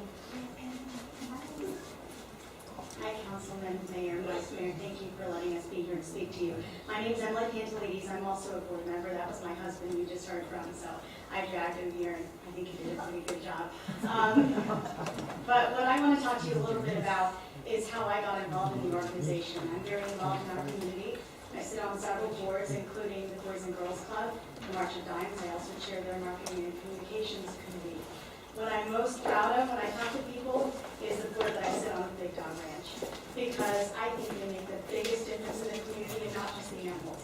I can talk to you about my little dog named Churchill that was about to be put to death that we saved, and she just gives us such light every day. But what I want to talk to you about is how I met the president of Big Dog Ranch. Her name is Lori Simmons, who you heard from earlier. And for the past 5 years, I anchored the morning show on Channel 12. And one day, it was, I think, 9 a.m., and I got a phone call in the newsroom, and I got some woman picked up some dog, and I had to go do the story. And, you know, at 9 in the morning, it was time for me to go home, and I met Lori.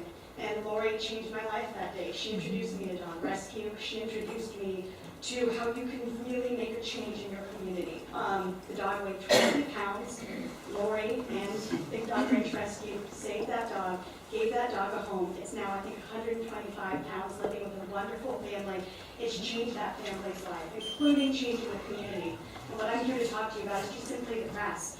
Over the past 5 years when I worked for CBS 12, we covered Wellington and the city of Wellington, maybe on a weekly basis, and that was simply because we covered Big Dog Ranch. We're a great community partner. We want to be here, as you've heard from some of the previous speakers. It's our goal to be friends with you. And I think if you allow Big Dog Ranch to come into the area, what you'll find is that people will become nicer, that people in Wellington have become more educated about dogs. As you heard from some of the stats from Ashley, dogs do great things to people. So I just humbly submit to you that you think about this in terms of your community, how you can put the community on the map, how you can get some positive press, because I promise you, when we build this state-of-the-art facility, that's what will happen. So I thank you so much, and I hope you do consider this. Okay, that's all a Ruth Benner. Got Ruth. That's the one I've got. Well, I think all of us, Ruth Benner and Brian Road, and I am happy to hear that Big Dog Ranch has decided that maybe our road isn't the most appropriate road for the rescue. Quite all of us can support the mission of this organization, and speaking from one who is also the executive director of Vince Reynolds Therapeutic Riding Center, I know the challenges they face being a not-for-profit, but just as when we developed our site on 6th Court North, we're very concerned about our neighbors and how we would affect them. We happen to be on my center happens to be on a road that doesn't have any other traffic. The only other neighbor that we have is Palms West Hospital, Everglades Farm Equipment, and another horse farm on the other side. Very congruous uses.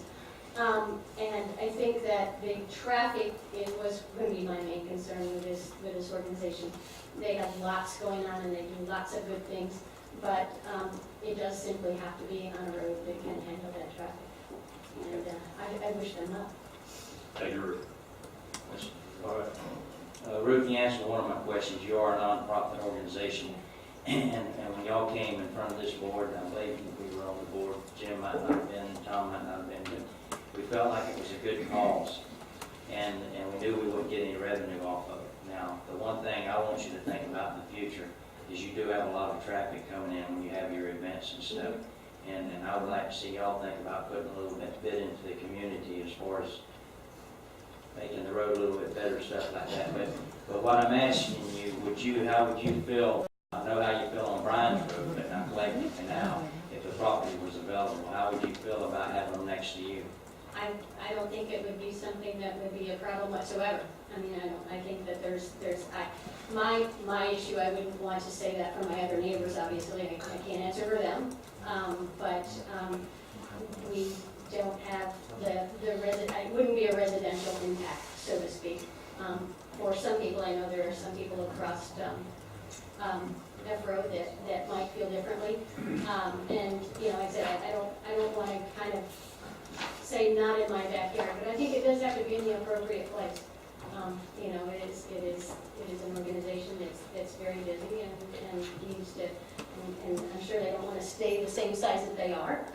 They want to grow and become a larger organization. I think all those factors need to be taken into consideration. I guess, and my other thought about this ordinance is, is just that, are we opening ourselves for to become the city of rescues. And not that any of that's a bad idea if it's appropriate, but I think that, we have to think carefully how we structure our city. Okay, thank you, Ruth. All right, Excuse me, with all due respect, Mayor, I passed mine in where I sleep. what was your name? Megan Weinberger, the Vice President of Big Dog. Come on up, Megan. I'll make it brief. I promise I'll be brief. It's my least favorite thing to do is public speaking and quick rescue. I'm the Vice President of Big Dog Ranch Rescue, and I'm very, very proud to be part of it. As a mom, I would much rather my kids be hanging out volunteering at an animal rescue than at the mall any day. I know my kids will never have a drug problem. They will be so busy volunteering and helping touch the lives of so many families and animals. And when you can bring yourself down to help something that really can't help themselves, that is something to be truly proud of in the community. I'm really big on education. I take myself and my children and 2 of my rescue dogs from Big Dog Ranch. They're certified service dogs. And they go to many schools all over Palm Beach County. We do career days, and we teach how to make our world a better place. You guys, we don't want it to be barking. I love dogs. I have 13. I keep barking. I can't. My house is spotless. I know. My husband's allergic to dogs, so if that tells you how clean my house is, and I have 13. So I think that there is a way to teach people and to teach our society how to properly care for your animals, how to properly train your animals. And you know what? We're going to start by our kids. So our world will be better because of us and teaching our children. Thank you for your time. Okay. I'll refill. Okay, yes, if you would, please. All right. I will entertain a motion and a second, and then we will discuss it with the council. I'll make a motion that we approve it for the first reading. Okay, Ron has made a motion. Do we have a second?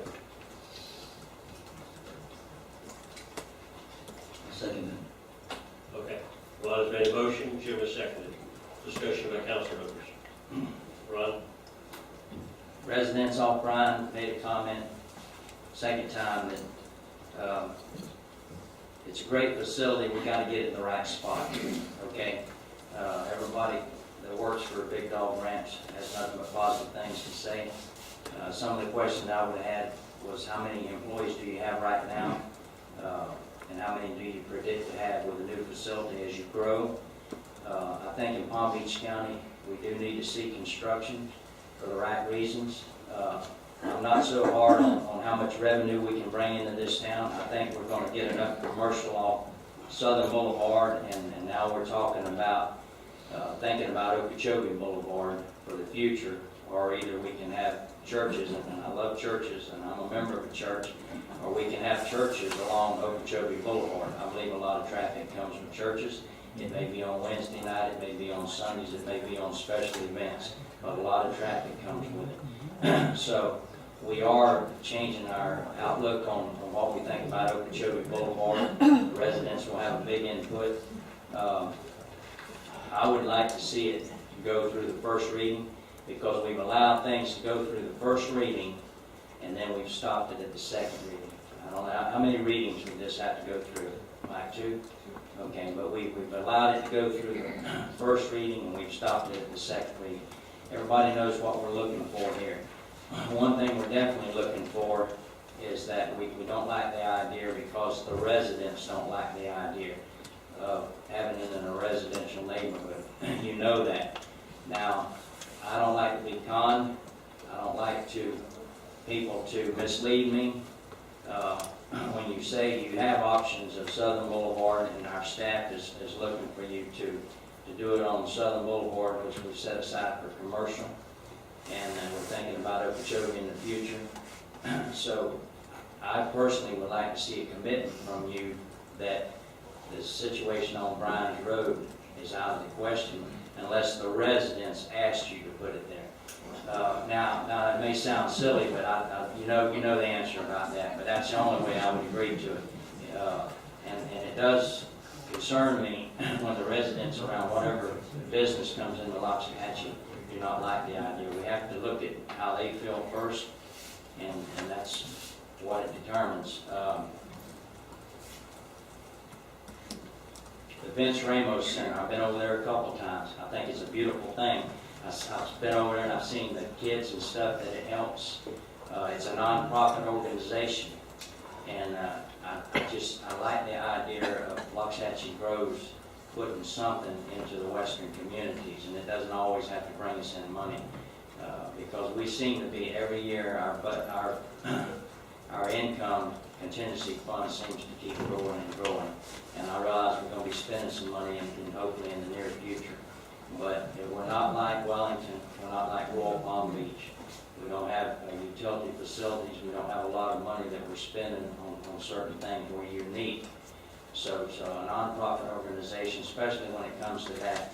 The other thing is it's got to serve the people of Waxahachie. In other words, if you ever come to Waxahachie, if it's possible, I'll be looking at your prices and stuff compared to other organizations, and I'll be looking for comments from the residents on how you help them because they couldn't afford to go somewhere else. I like the idea that, me being a veteran myself, I think you do an outstanding job helping veterans. It's just, there's a lot of good, positive things to come from this outfit. I like the idea of it should be built the way the residents want it to be built as far as looks and stuff. I think John Deere is a fine example of what Waxahachie wanted and what Waxahachie got. If it's a rural community, I think Community of Hope is a good example of what Waxahachie wants. That's a church that fits in Waxahachie Groves. Okay, now all our churches aren't like that, but Community of Hope is one that we had influence on before we came to town. I like what the staff, our P&Z board, they put a lot of work into this. Okay, they added on one question from the resident was why you went from 20 to 80 or whatever. If it was to make it harder and make it more restrictive so that it would keep the neighbors more satisfied with the runs, with the indoor facilities.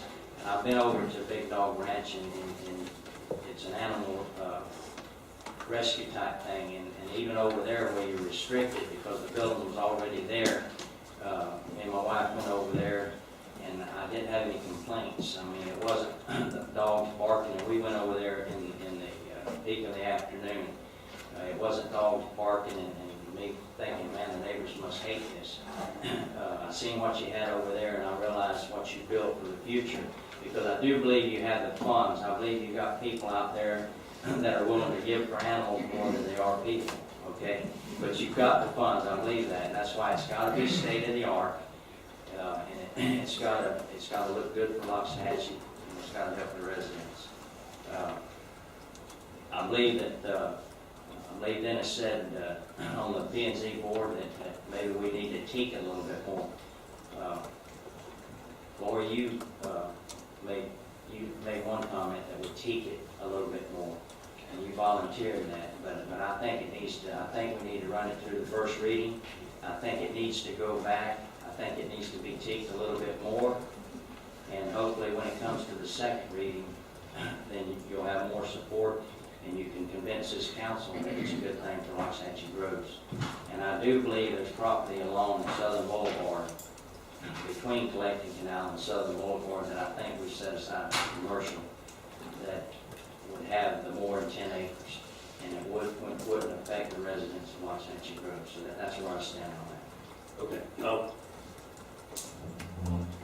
As to the tweaking of the ordinance, I don't think we're clear as to whether or not we're approving the request of the applicant or the request of the staff, because they are different.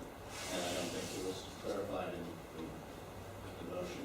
I think tonight's is the staff, correct? Well, that's what we recommended. Yeah, they agree. The motion to adopt. That's the motion, and then the way I understood the reading was they had agreed to what the staff recommended. So my motion is that we approve it for the first reading as recommended by our P&Z staff.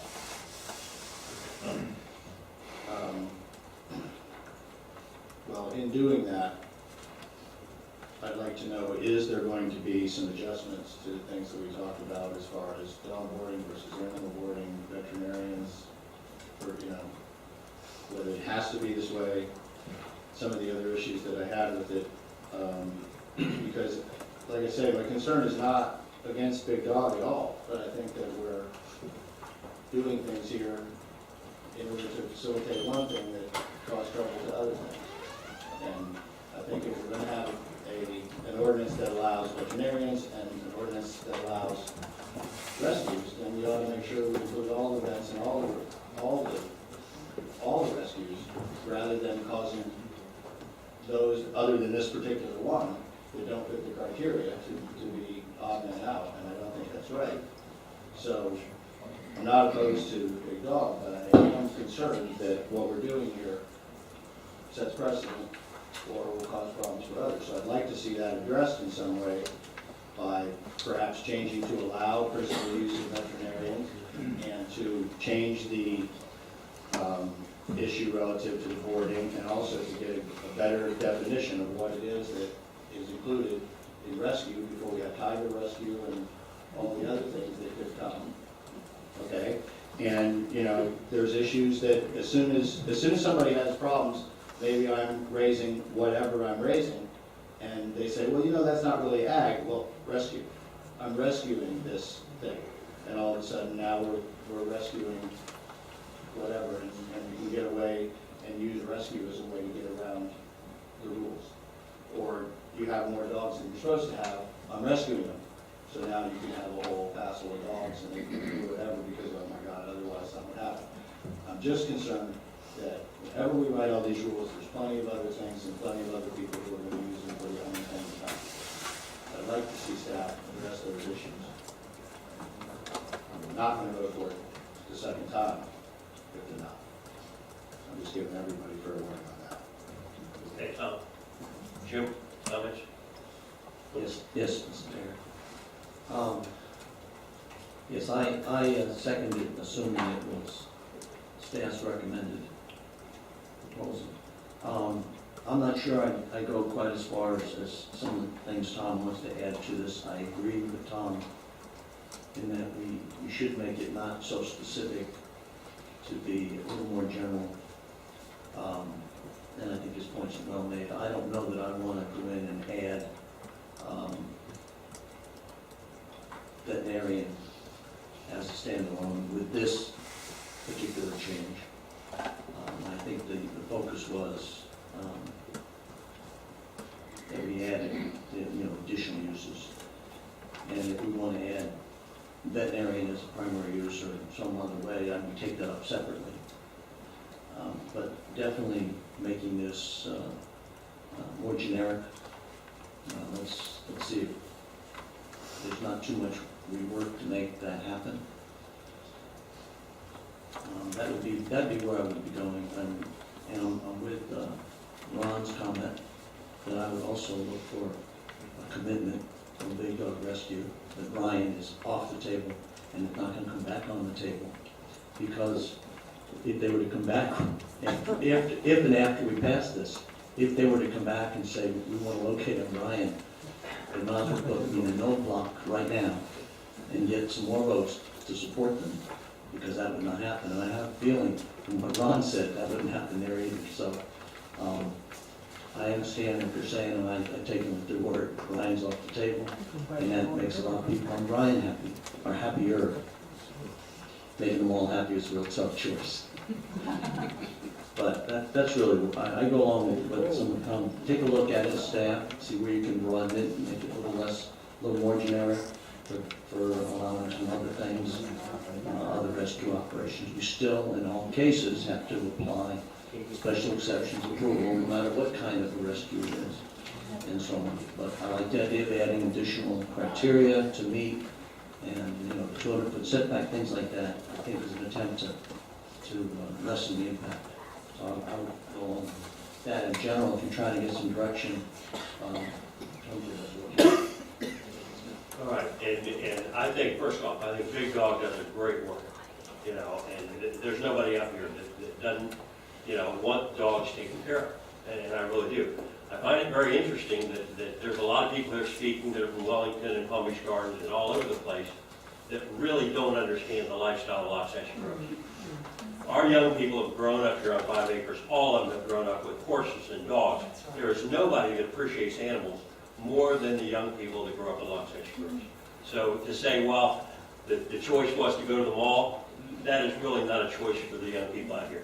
My son's, you know, before he was an Air Force pilot, sold chickens, you know, I mean, sold eggs, did all kinds of stuff, raised chickens. We had dogs and horses and everything you could imagine. So the people in Loxahatchee Grove, number one. Number two, you know, I don't know that you would all want the facility, as wonderful as it is, in Palm Beach Gardens or Wellington or something like that. So this is our residence, so I want to be very careful. The best part about it is that it's indoor, because we have had, like I said before, a problem before with noise. And when you're out here in the country and you're on 5 acres or 10 acres, noise carries a long way. When you're in town with all of your traffic and all of your wonderful stuff in there, you don't hear it. But out here we do. So I am concerned with noise. I am concerned with the neighbors. I do not want people impacted, you know, that way. I have a problem only from this. One of the problems I have is that commercial kennels are not permitted. But a boarding kennel, as long as it's part of a rescue, all of a sudden is. And I'm afraid we're graying that line because, you know, there's a reason that we don't allow commercial kennels in Loxahatchee Groves, because you can hear them a mile away. Now again, I think it's wonderful you're keeping these dogs inside in the air conditioning. You honestly take better care of your dogs than I care of my bricklayers on the job, because nobody on the job gets to come in out of the sun and in the heat of the day to stay out there and lay block and lay brick. So anyway,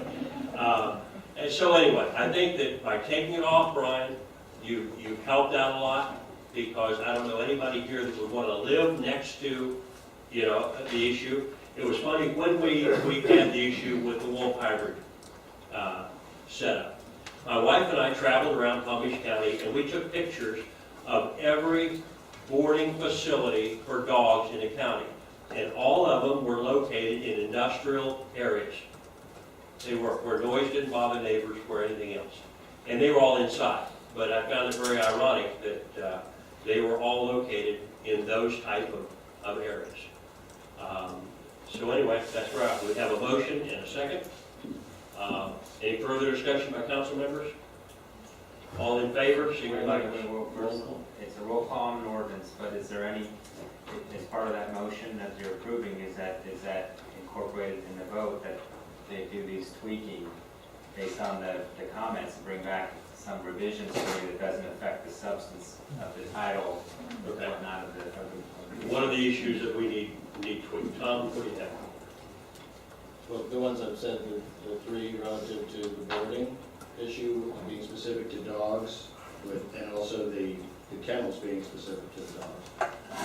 With that issue, which Jim, and I would agree with Jim, we could leave that out, maybe with the caveat that we would let the ULDC committee maybe address that as one of their things. And the other issue is to come up with a good definition of what is a rescue. Okay. All right. Sean, did you want to tweak it in any way? The only thing I wanted to tweak is it's not clear how many dogs you can have on the premises at one time. It says per square footage.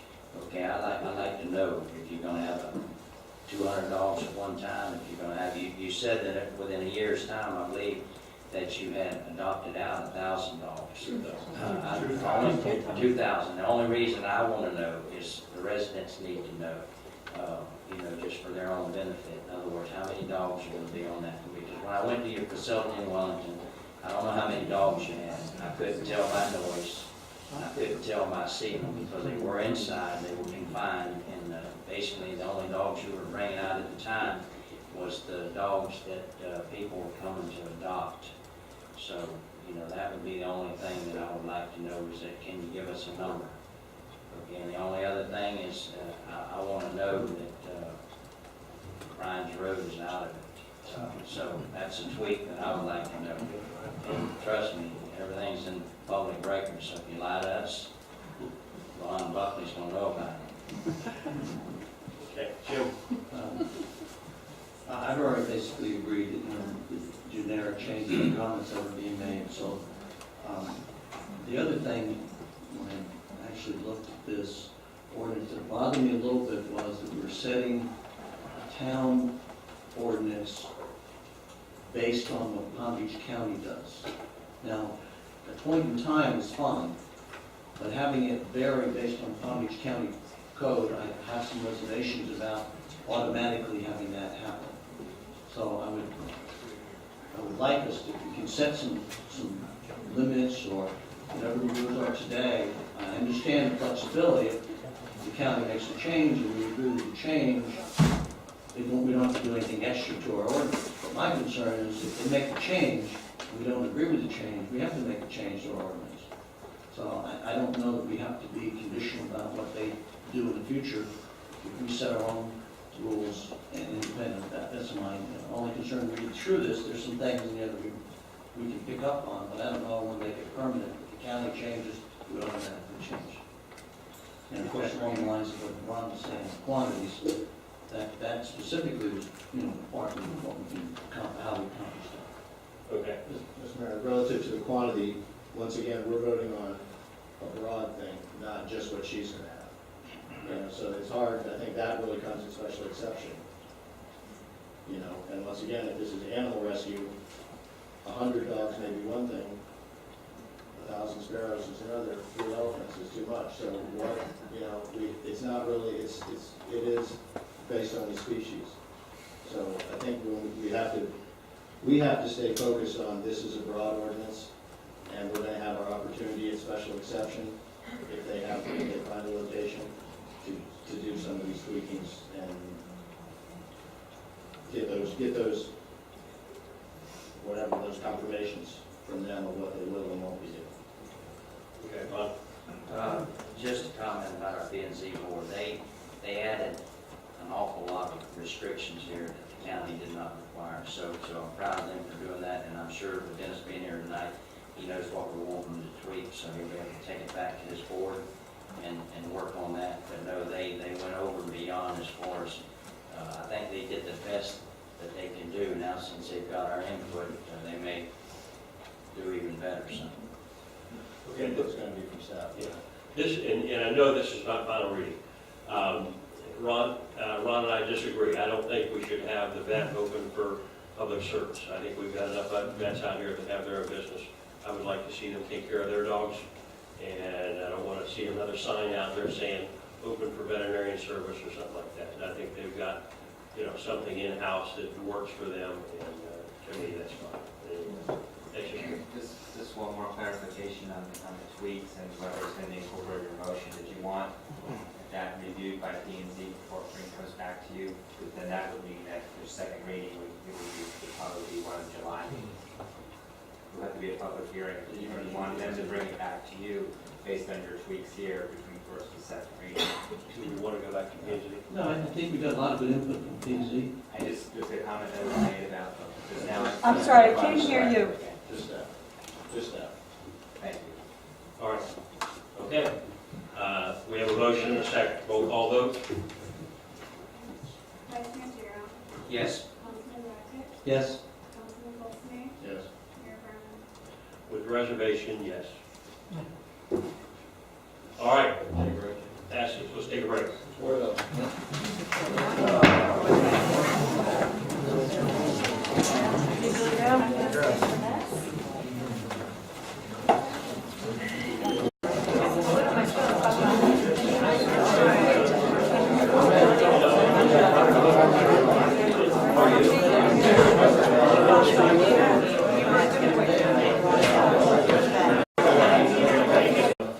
Where we at? 8. 8A. Compton. Okay, so, can I get there? Give me just 1 second. Sure.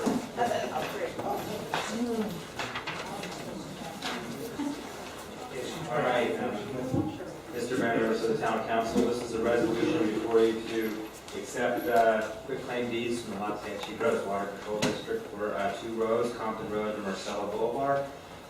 These roads were dedicated by the property owners to the public for use by the public for roads and other accessory type of related uses. The Los Angeles Roads Water Control District had accepted them on behalf of the public, and this is part of the direction that was given in previous council meetings, as well as the district authorized us to move forward on this. At the last meeting, we were advised that the district would expect to have a resolution from us that would accept the quitclaim deeds once they're authorized by the district. That resolution is there before you for consideration this evening. I did have the opportunity to speak with the district council this afternoon. They had requested that a change be made to the resolution that recognizes that the town, by accepting these quitclaim deeds, is also taking on construction maintenance obligations on these roads.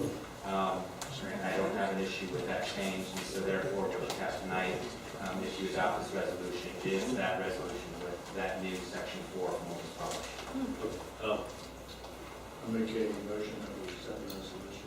I need to read the title. Proposed, I had some issues with Exhibit B, but Mike assures me that they're not major concerns on it. Very good. Good deal. This is the one that he gave us. Yeah, I'm going to read the title. Okay. It's Resolution 2013-03, a resolution of the Town Council of the Town of Waxahachie Groves, Florida, accepting the quitclaim deeds from the Waxahachie Groves Water Control District for Compton Road and Marcelo Boulevard, providing for the recording of the quitclaim deeds and authorization to take steps necessary to effectuate the intent of this resolution, providing for conflicts that are regarding an effective date. All right. We made a motion. Adding hallelujah to the motion. Okay. Hallelujah. All right, is there a second? I'll second it. Let's get it done.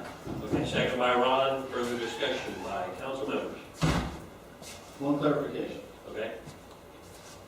to ditch on each of Compton and Marcelo. Is that ours or the water district? And I just want, either way, I'd just like to know tonight so that we have that. All right. Yeah. Either. Whatever's in that 60 feet, forget it. Yeah. It's So ours. we can go out there. The ditch was never the water control. Survey it, whatever's in that 60 foot that was given 30 from. Just so we understand. All right. Culvert to culvert. Culvert. So we have a motion, a second. And it's not ours, it's ours to be able to maintain. Yes, it's an easement that we control rather than own. Okay? All in favor, signify by saying aye. Roll call on resolutions. Roll call on resolution. Thank you, Jim. Councilman Wilson, Parliamentarian, yes. Vice Mayor Brown, Yes. Councilman Rackett, Yes. and Mayor Brown. Yes. All right, moving to. 4-0 vote. I think I know that with the roll call. Okay, moving to 8B, so then B for budget. Okay, I will, this is another proposed resolution, let me just go ahead and read the title. A resolution of the Town Council of the Town of Waxahachie Groves, Florida, adopting a budget amendment for the town's budget for the fiscal year beginning October 1, 2012 and ending September 30, 2013, providing for severability, conflicts, and effective date. Thank you, Mike. Mayor, council, as you know, when, throughout the year, there are times you do budget amendments, obviously, when a number of accounts and issues start to change through the course of the year. It's always good instead of waiting, they pile up to move forward on it. My associate and managing partner of Underwood Management Services Group, Bill Underwood, has worked on this issue. You do have a memo from Bill that actually went to the Finance Advisory and Audit Committee, and you heard Virginia earlier talk about their support of the amendment. Basically, what we were addressing here was issues with some revenue accounts that are coming in lower than we expected, and also to address some expenses that have occurred, such as, because of all the litigation that we were dealing with this year, changes with the town attorney, and also, we budget the $15,000 related to new council compensation, added that in. So, these are the issues. In a nutshell, what this does basically is this adds a total, it affects most of the general fund. It adds a total of $66,330 from the adopted 12-13 budget, a total of $1,526,748. That new amended budget total now goes to $1,593,78. There was a transfer from fund balance of $97,330 to effectuate this. There are reductions in the appropriate revenue accounts.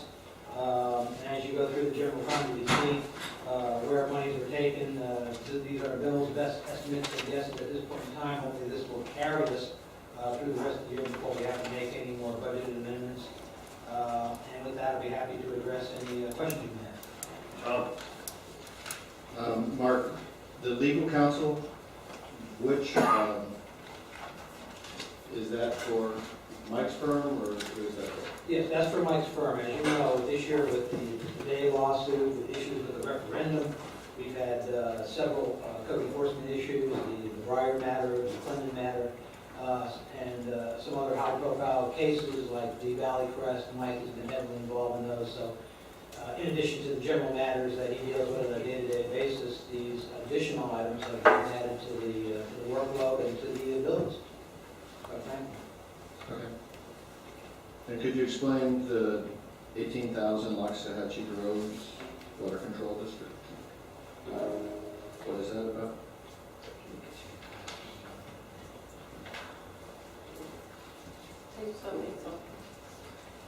Top of page 82 of 94. 82.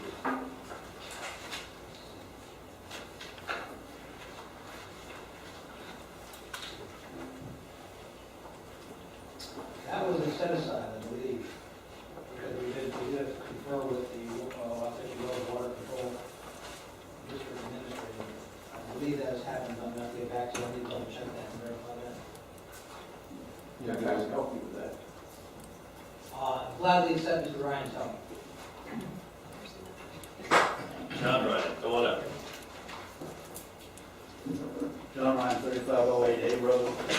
When I saw that number, my concern was that I thought it was really $28,893. You're referring to the loan? Yeah, the subsidy. Yeah. Because I couldn't find the subsidy anywhere else, so I thought, that was the debt service subsidy that the town voted to provide to hold down the maximum debt assessment for the affected landowners on the Ocean Road segments. And I don't know whether he's physically given it to you, but Steve Yohe has all of the background and the calculations, and I think they were reviewed, with Jim when Cleve was here. So, but the number is 28,893. That's what I wanted to check, because I thought the 18 was verified, so that's why I need to go back and check that. Yeah, I think it's 28,893. So that would effectively increase the expenditure amount by another $10,000. But that was the subsidy. And that subsidy mainly applied, if my recollection is correct, to South Sea. That was the main part of it, and North D. And what I'll do is I'll report back on that. But again, we're going to be doing probably amendments one more time during the budget year. In addition to the amendments we do after the fiscal year closes due to items that come in after. I would like to make one other comment if I can, if it's okay. Sure. And that is, as you know, I just wanted to update the council. You have seen some newspaper reports, but what had happened is, as it relates to, especially the coming budget, Gary Nicholas, I attended a PBCCMA luncheon where Gary Nicholas gave us all our preliminary estimates for the coming budget year. And at that time, we were looking real good. I mean, I think we were like fourth, and we were showing, based upon those preliminary numbers, roughly about a 5.47 and 4.5 increase. So when I was asked by the press, was I surprised when we dropped? We actually dropped, and so our evaluation was roughly around 190 million at that point in time. So when they asked me, was I surprised, I said somewhat. I was somewhat surprised, only because I never took for granted that we were going to necessarily have an increase, or I thought it would be a smaller increase, but I didn't think there would be like a 19 million drop from what they originally had estimated to this point. And so you're only talking a month and a half. So I did provide some reasons why I thought it was happening here. They were very on the same lines of some of the comments that you also made.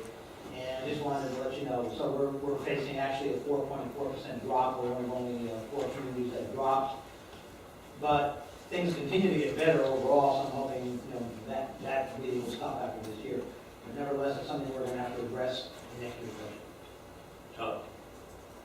something else we're gonna have to address in next year's budget is what Virginia was talking about earlier, and Mark has alluded to, is the communication tax issue. It's, if we were to lose $200,000, I think that's pretty significant. It's probably 15% or more of what our income is. Something we're gonna have to consider with projects. All right. Anybody else? Yeah, Yeah, sure. you would expect nothing from me on finance question. You know what? I was coming your way.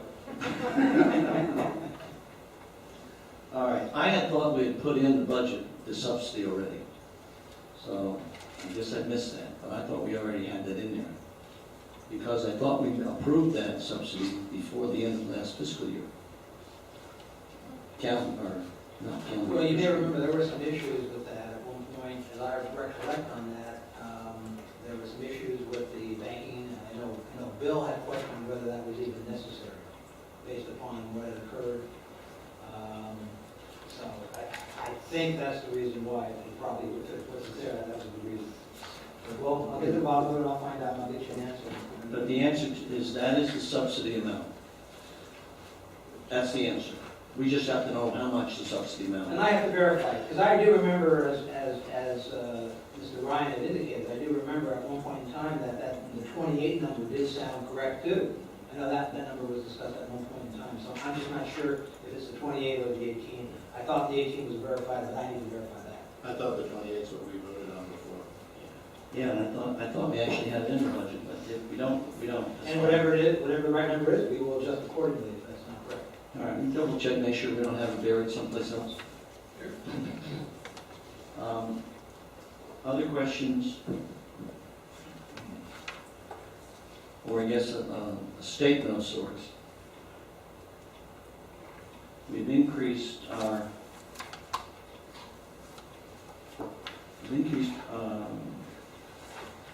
revenue from taking more from our fund balance. That's right. We're taking 66,000 from our fund balance to provide the increased revenue. Everything else really was downhill. Well, it's actually 97.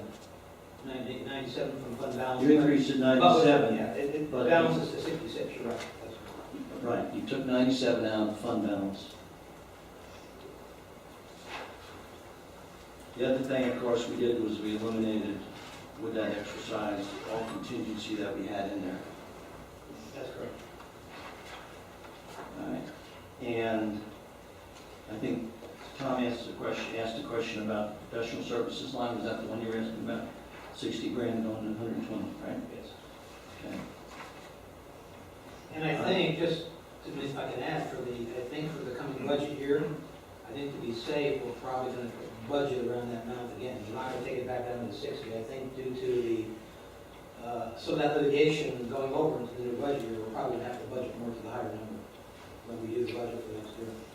Just, you're talking, I'm here, and I don't want to interject when I don't necessarily need to, but, that aspect of my budget, or our firm's budget, is very difficult to forecast.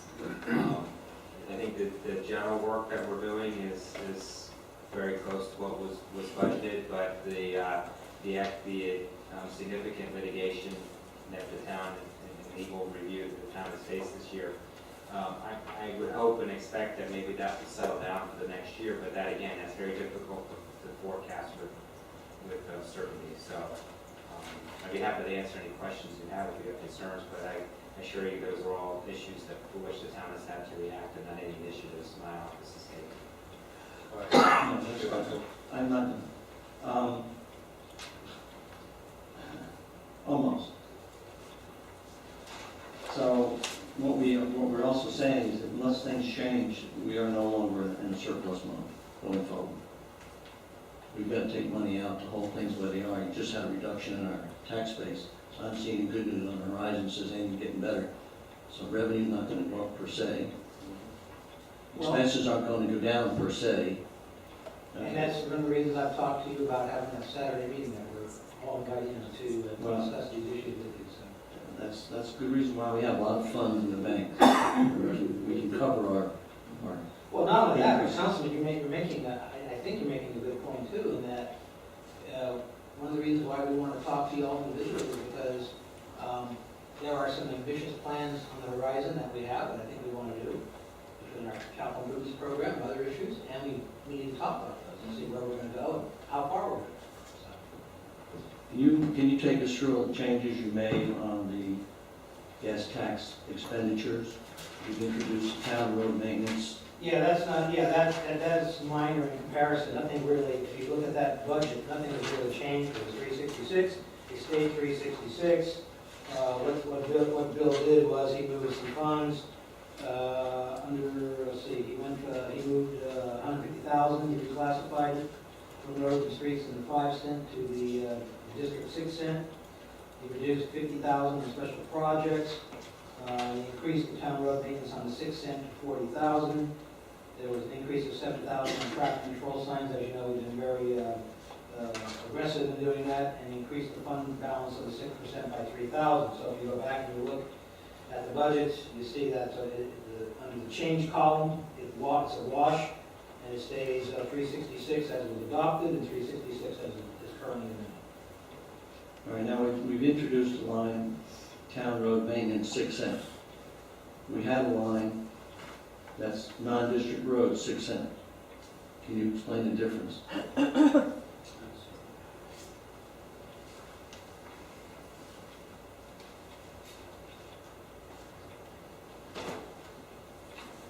Is that? I'm not finding the where did you see the non-district? We had in our budget versus actuals this year. Yeah. The thing that's missing from your budget change sheet is where are we to date? So I had to go back and add these changes. I have to go back and look at it too. I thought We had a non-district road, 6 cent maintenance, 40,000. So I'm just curious as to, Or we just not calling them town roads? Is that the difference? then I wouldn't increase the budget, I just moved it, I think. That's all this is, it's just moving, not, I think it's increased. All right, so we want to change the name of what we call Yes. Well, they've always been known as, I think to some extent, the non-district, I think. Okay. We kind of like the name use town roads as the. it. Well, the only thing I'm looking at is that we used to have a $40,000 budget under non-district roads account, 101, 541, 468. All right? No, it's not.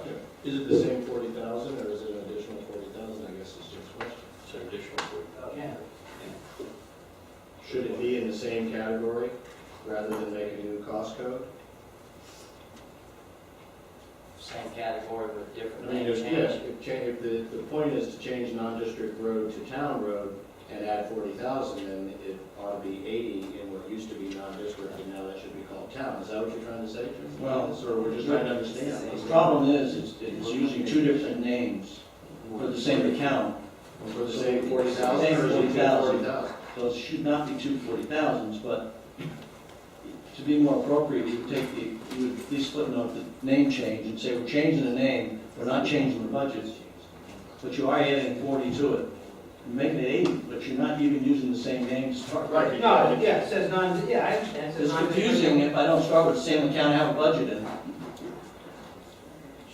And then I change the name without changing the name, without telling anybody we're changing the name, and then add 40 to it. So we currently have 40,000 in there. And do we really need to add that 40? And we've spent 5 to date April. If I read the numbers, Virginia, you're following. I got a little over 5,000 spent on the 40,000 for what we call non-district roads. Now I'm adding another 40,000. And that's because we anticipate in the next 4 months, we're gonna spend 8 times what we've spent to date. Well, we're getting ready to do contracts, we're getting ready to do work, so. So the I value of the I can't contract. speak for Bill because we haven't had that specific discussion, but I believe that's what he's trying to do. By moving that money. Well, I'm just looking at that. I don't see how we're spending that kind of money under the contract, which says up to, based on what we request. So it's fine we put it in there, but I don't like pulling money out of our funds unless we really have a better idea. We're talking about spending a whole lot more money because we have an agreement that I think we're modifying the agreement that it was optional what we asked to have done. I understand we've been getting some freebies from the Border Control District, so to speak, but we will, I don't see spending that kind of money in increasing it. So, we go along with the change, I just don't see that number being a reasonable number. And you know, that will go back to fund balance, let's not use anyway, and then we'll recalculate again, start the budget. Mr. Yeah. Mayor, The other thing, while we stick on this one, if we could. I think it is important that we have a budget and not work backwards. We shouldn't have a budget that equals that which we spent, because if that's the case, it's an exercise in futility. It's just some keeping up with some government rule that says change the budget to what it is you spent. That to me is silly and backwards. If we are going to have a policy and a contract for the purpose of maintaining town roads, then it's up to us to say if we want to spend $10,000 a month or we want to spend $2 a month. We need to pick the number, say what it is, and Mark should operate accordingly within that. And let us know that, hey guys, you know, the number you thought this was going to be, $10,000 a month, for example, isn't even close to what we need to spend to keep up with what people are asking for. And people are asking for so much now, we're spending $30,000 a month. Well, if we do that, then we're going to need to raise taxes because we can't afford that. So we're going to have to understand here what it is people need, but we have to set the budget number and not just follow that which is requested or that which is spent. Otherwise, I do see it all as an exercise in futility, and it's like, you guys spent it, sure, done. Why are we wasting the time? I think we need to make that decision, and we might need to make that decision with staff input that says, back before when the district was doing it, they were billing us this much, or we think it's going to be, we're going to authorize this much a month to see how it goes. But we can't get out there and rebuild every single road in town between the next, now and Christmas. That's not what we're planning on doing. So we need to know what it is. Are we going to spend $50,000 on this kind of road maintenance, or $150 or $500? Because all of our money's going to be gone in no time if we're going to spend it pushing dirt around. So I'm not really comfortable just saying let's throw another 40 at something that has 35,000 between now and October still to spend. I don't know why I want to throw another 40 at it now. I might be happy to say 35,000 divided between June, July, August, and September. Seems to me like somewhere around $8,000 or more a month. Let's try that. Let's not try to exceed that 40. And then if you tell me by the end of summer, no, the rain said let's do more, or the rains come and I got to do 16 or 15, you know, I don't know. I don't think any of us do yet. But I don't think it wants to be, the budget is whatever we spend. I think, Mark, to help you, maybe you remember this or not, I think that there's an attempt to say what we have spent through the first 7 months, up through April, is not what we owe, or what we have determined we owe, and we have some truing up to do with Water Control District on work that they've been doing, and we have to arrive at a concept of how to do it. So I think part of what we've done there is we're trying to allow for both, but Tom's point is the point that we would want to exercise in any budget cycle. What do we think we're going to be spending so that we have a balance as to what we need in terms of revenue and everything. That's why we try to do it at the beginning of the year. But if there's, I'm not sure about the 40,000. I'm uncomfortable without knowing specifically what we're trying to cover.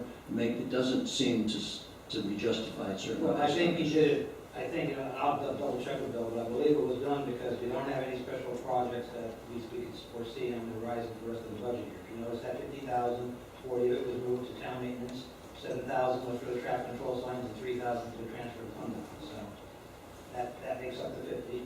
We took the new construction out because we're not doing any new construction, so that went into maintenance. As I said, what's not used is going to go back into fund balances anyway, and restart the budget year. Well, it wouldn't be a bad idea maybe to put it back in fund balance if we just took out another 90 for other reasons, and then put a little bit back. But I'm just, without a real good explanation, it's hard to approve that line. And if we want to settle that now, but I have another question on another. But as you can understand, I mean, what he did was, in trying to balance out all the accounts, he took from, like if you go back to the general fund, say, for example, he took 1,500 from accounting and auditing, because we're probably not going to use that 18,000, so I took it down to 65. Election expense, it looks like it came in, the total was 7,010 at this point, so 1,000 that he was able to knock off. I mean, that's basically what he's been doing, he's trying to, based upon what we see as, potential where we can take into account, so they're not going to hurt them, keep them in black. Get right back with you, Jim. I have a concern, because I don't know what perhaps we're referring to, but truing up with someone who offered to do something for free and now is going to come back with a bill, I do have a severe problem with that. Don't tell me you're going to do something for free and now come along and say, I did all that stuff for you for free, but why don't you tighten me up? That's not acceptable to me. The other issue is I want to make sure that in reducing special projects, we haven't removed anything from the capital improvements, things that we've already agreed to, which would be some of the road improvements that we've talked about and pretty much committed to do. And I've certainly committed to say that Bryan Road and Compton Road and Marcella all need work as soon as we get the turnover. And I'm going to follow through on that. But I'd also like to see that the money that we had dedicated for the 6th Court North to C Road actually gets done now, that it turns out that the district does have the easement and that these things do exist. So I'd like to see some of the projects that we've talked about get done. We've waited a long time working on getting contracts, getting new people at the district and getting various other things, but it really comes a time when we need to actually see some concrete results from all this money we're spending, because really I see a lot of consulting and professional services getting done, but no one really can see anything. Just a reminder to council, that capital improvement type items come out of 5%, that's going to fund balance right now. We're working on the amendment that's going to affect the capital improvement settlement that will then put us in a position to be able to do capital improvements. We go back to Jim and Ron. Okay, Jim. All right, while we're making budget changes, and I believe if we look ahead, there's some recommendations for the future in terms of capital. Why don't we just recognize the fact that we're not going to spend the $1 million town hall alternatives? Already been moved. It's moved out to 18. Pardon me? Moved out to year 18. Well, we have it in the current budget, right? We have in the current budget. So what I'm saying is, coming up, I'm agreeing with you. I'm saying we already moved it to 18. That's our proposal that the FAC saw. You just haven't seen it yet. we're making budget changes to the current fiscal year now. Yes. Okay. That's what I'm restricting my comments. But we didn't do anything. If you look at capital, we didn't do anything to capital improvements. I understand, and we should have. Now, I don't agree with that now. I mean, there's no need to make that improvement, that change now. We're making budget changes. Why not, in fact, recognize we're not going to spend $500,000 on developing town hall alternatives. Make it, if you want to put a placeholder in, leave it $100,000. Take the $400,000 that we can contribute it from the general fund and take it out. Put it back in the general fund. If we're making budget changes, why do some and not the other? We recognize this is not something we're going to spend. And we're not attacking any of the items or projects that we want to do. This is one that we're not going to spend $500,000. We'll talk about next year's budget another time. But right now, we're making budget changes this year. And by the way, I believe I guess I would tell you I disagree. There's no reason to move it right now. we're not going to spend it. Just like I we moved understand on. that. That's not what I'm saying. I agree with you, we're not going to spend it. I just said there's no reason to move it. We just finished taking money out of expenditures, out of revenue, but we took it out of expenditures, we don't think we're going to spend it. Take it out of here, so make the statement of our capital budget for the year does not include that kind of money projected for spending. You want to leave something in there because it may have to cover development alternatives, which we don't yet know it really is there to be spent on, then fine. But I don't see any reason why we're leaving capital fund spending the budget alone if we're making changes to the budget. It's like, I wouldn't have brought it up unless we're making changes. So since we're making changes, let's effectively take our budget for the year for capital and revise for what we know we won't be spending And all the other things, I don't know of any other things, but maybe there are other things we want to put just about. Understand, I mean, I understand what you're saying, but we're not making changes for change's sake. We're making changes to affect accounts that are either in red, in black, due to revenue decreases. And right now, the capital budget is not affected. That's why we haven't changed it. And does it hurt to change it now? What are you gonna do with the 500? Make the 500 100. Take the 400 out of the revenue source general fund, stick it back in, which leads me to my comment about whenever you make a budget change, and we're talking We about... can't do that by resolution. That would be an ordinance. Now because you're talking about taking it out of one fund and putting it into another fund. That's what I'm saying. This is only a resolution, correcting issues. You're talking about taking a fund change and moving it to another fund. And I believe that's ordinance. I haven't looked into that issue, but I would expect it may be an ordinance change. I'm not putting it into an... I'm sorry, that's what I thought you said. You said you want to move it out of the capital into the general. No, I'm putting it back into a balance sheet. It came from the balance sheet. We put funds out for capital improvement. We earmarked them out of our, and it's within the balance sheet that you can put it back, is all I'm saying. I'm not trying to come jump Then on you're saying you're going to decrease the budget. If you're going to take it out of the capital budget year, that half $1 million you're talking about, you're talking about putting it into an out year, then you have to decrease that by the amount. Yeah. Reduced by the 400,000, make it 100,000 instead of 5. I'm just looking at, we're making budget changes, let's make all the changes that we know of that really are applicable.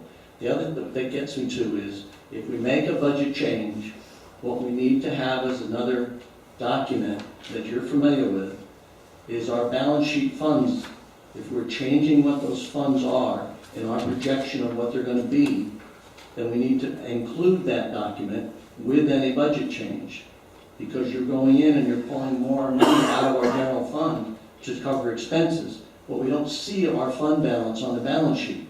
We need to see that statement or that schedule that was introduced to the council once as kind of an, oh, by the way, this is something else we need to be cognizant of and see, because there's not an endless pit there. If we keep moving money from our fund balances and commit them to things, then they're not available. We need to also make that statement whenever you come to the council with a budget change, if it affects those funds that are in the balance sheet that are uncommitted or committed, then we need that other schedule that covers that too. This is not a revenue item. We're pulling money out of the bank. And it comes out of a balance sheet account that we have projected for where we're going to be. That schedule is missing.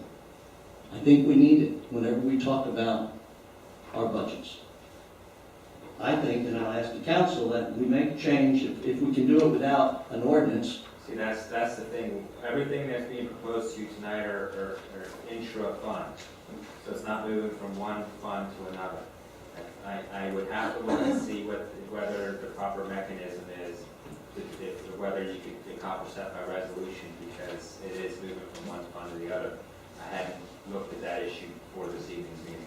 Okay, so Mark's saying if you move it from a fund, so we take it out of the capital improvement fund, we put it back into basically an unrestricted fund. That will be. You're putting the general fund balance in it. Well, I'm not looking, I'm looking back into, we came from, we've got transfers from fund balance, which is where we funded our capital. 912,466. That came from our fund balance, which was what was in the bank. And we identified that money, we said, we're going to use that for capital. That didn't come from our revenues.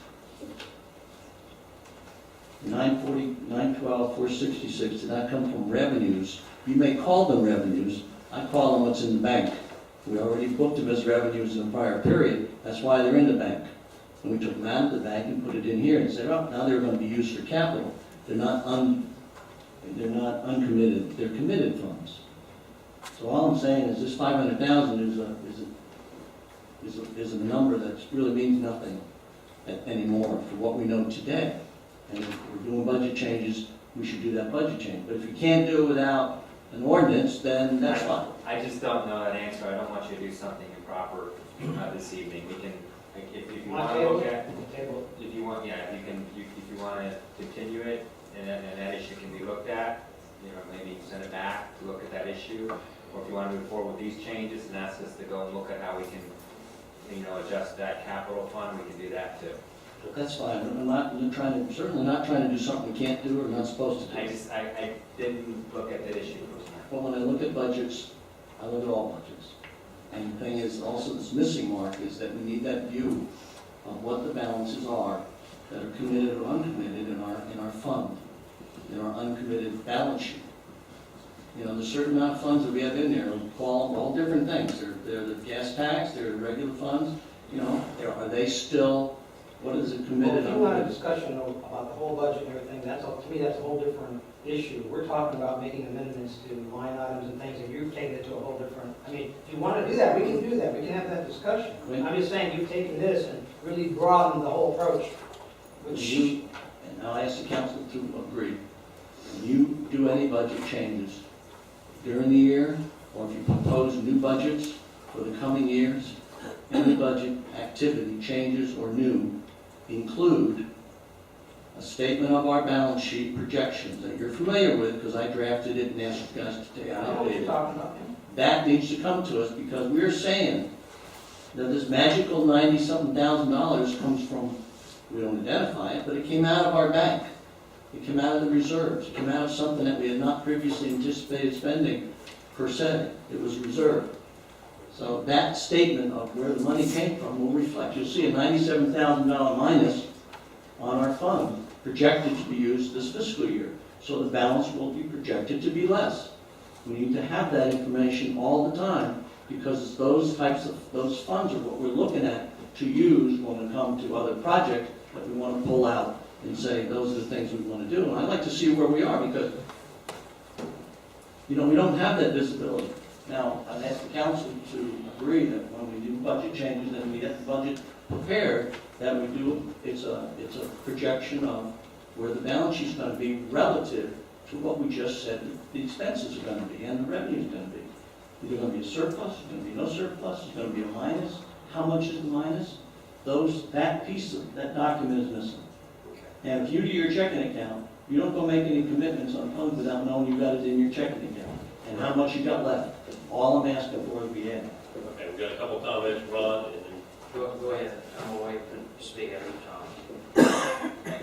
Yes, Relative to the issue of the capital improvements, I don't know that we're, even if we say we're not doing 400,000 for the city hall, that we're actually taking that money out of capital improvement and throwing it back to general revenue. I don't know that that's the decision to make on that. Whereas I could see if we're going to say, and I'm with you, we're not going to spend 400,000 on a hall between now and October, taking it out of what we would say we're going to spend this year as far as our cash projection, yes, definitely should be done.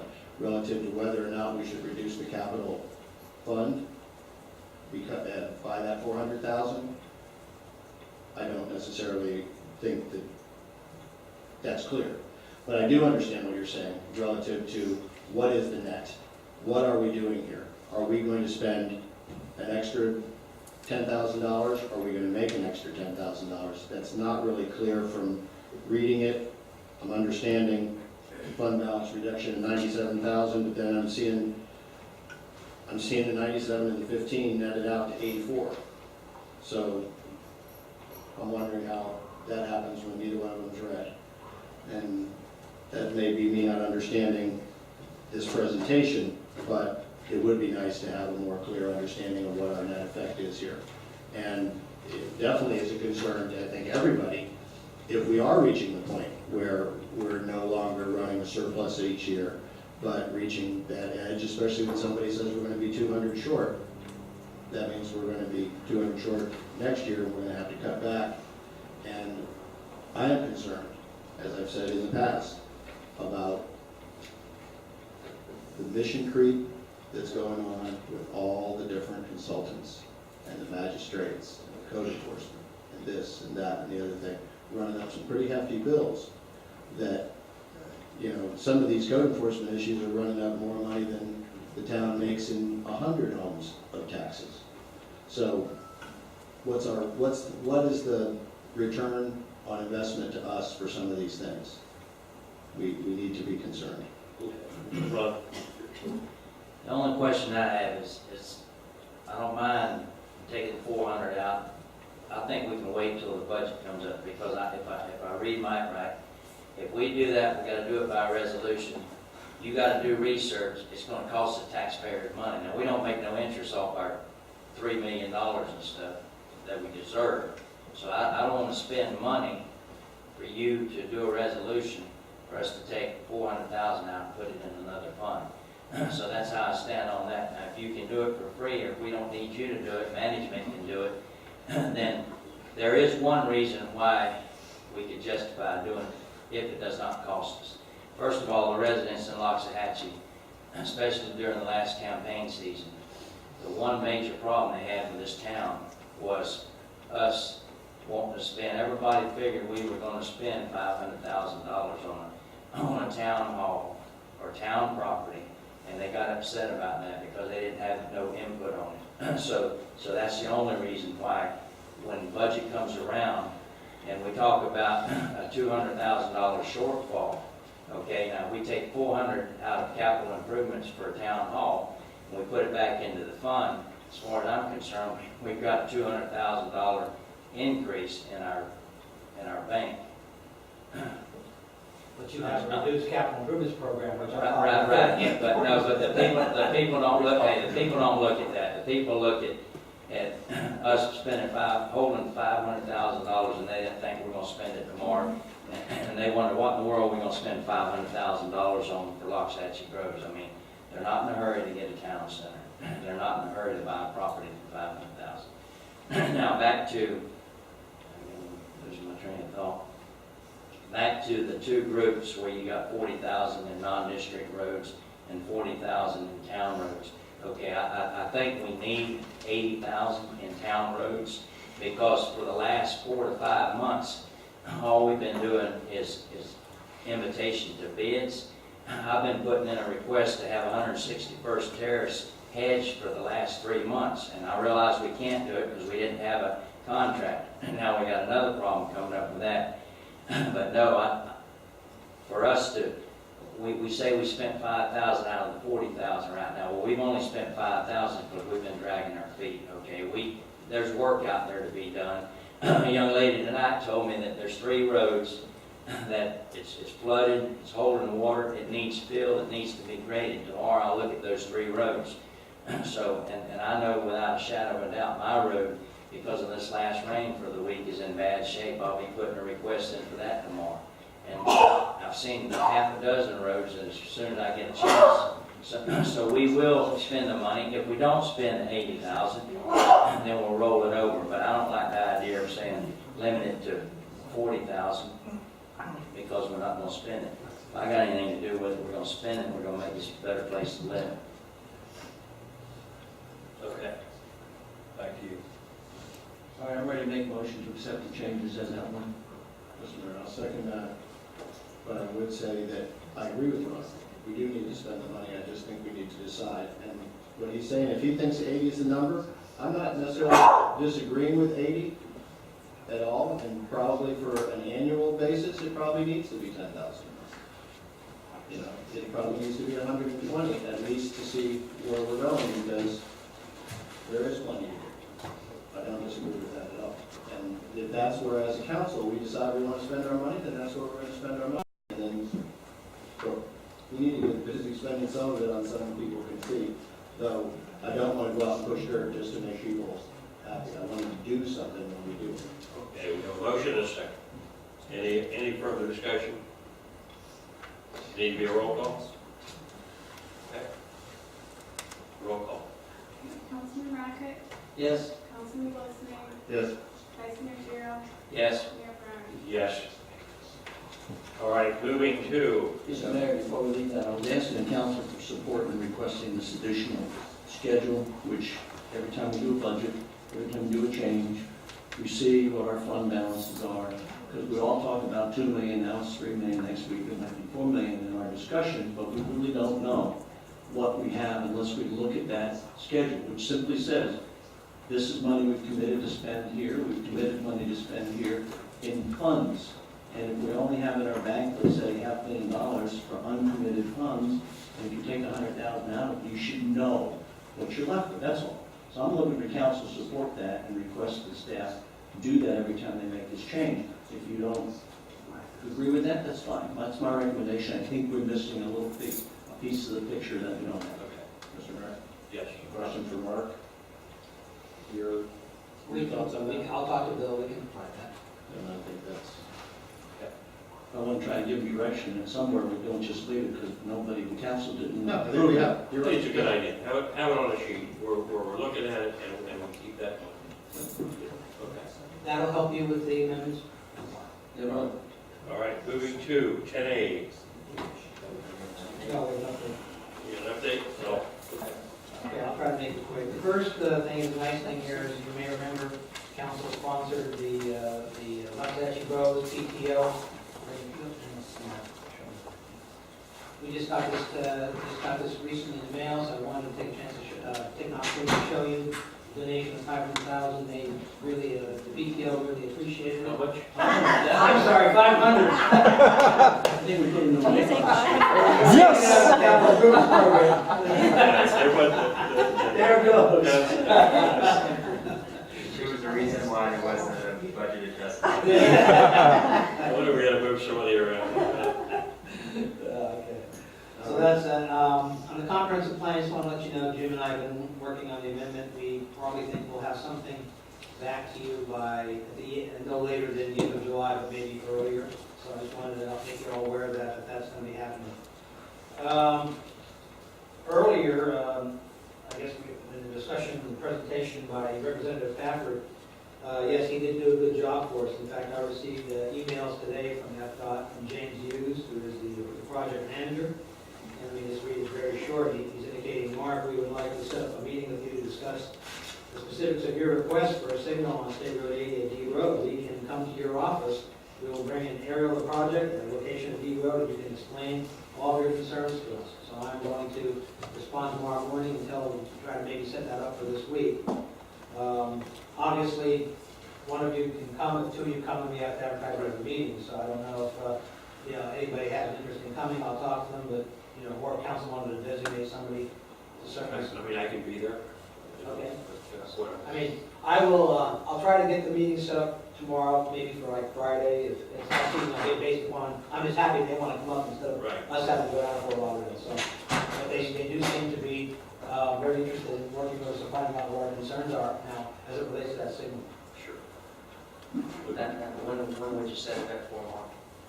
I'm going to try to set it up for, if they can make it, Friday this week maybe. Friday, during the day? Yes. All right. It's going to be dependent upon when they want to come up, obviously, but I'll take that, instead of me having to go down, that's a big, Okay, big well, plus. the only thing that bothers me is, I wanted to have a little bit more support before we met with them. In other words, the letter from Mark Patford's office stated that they would set something up this month. But I'm back to what I said before. I've talked with fire rescue, I've talked with the forestry.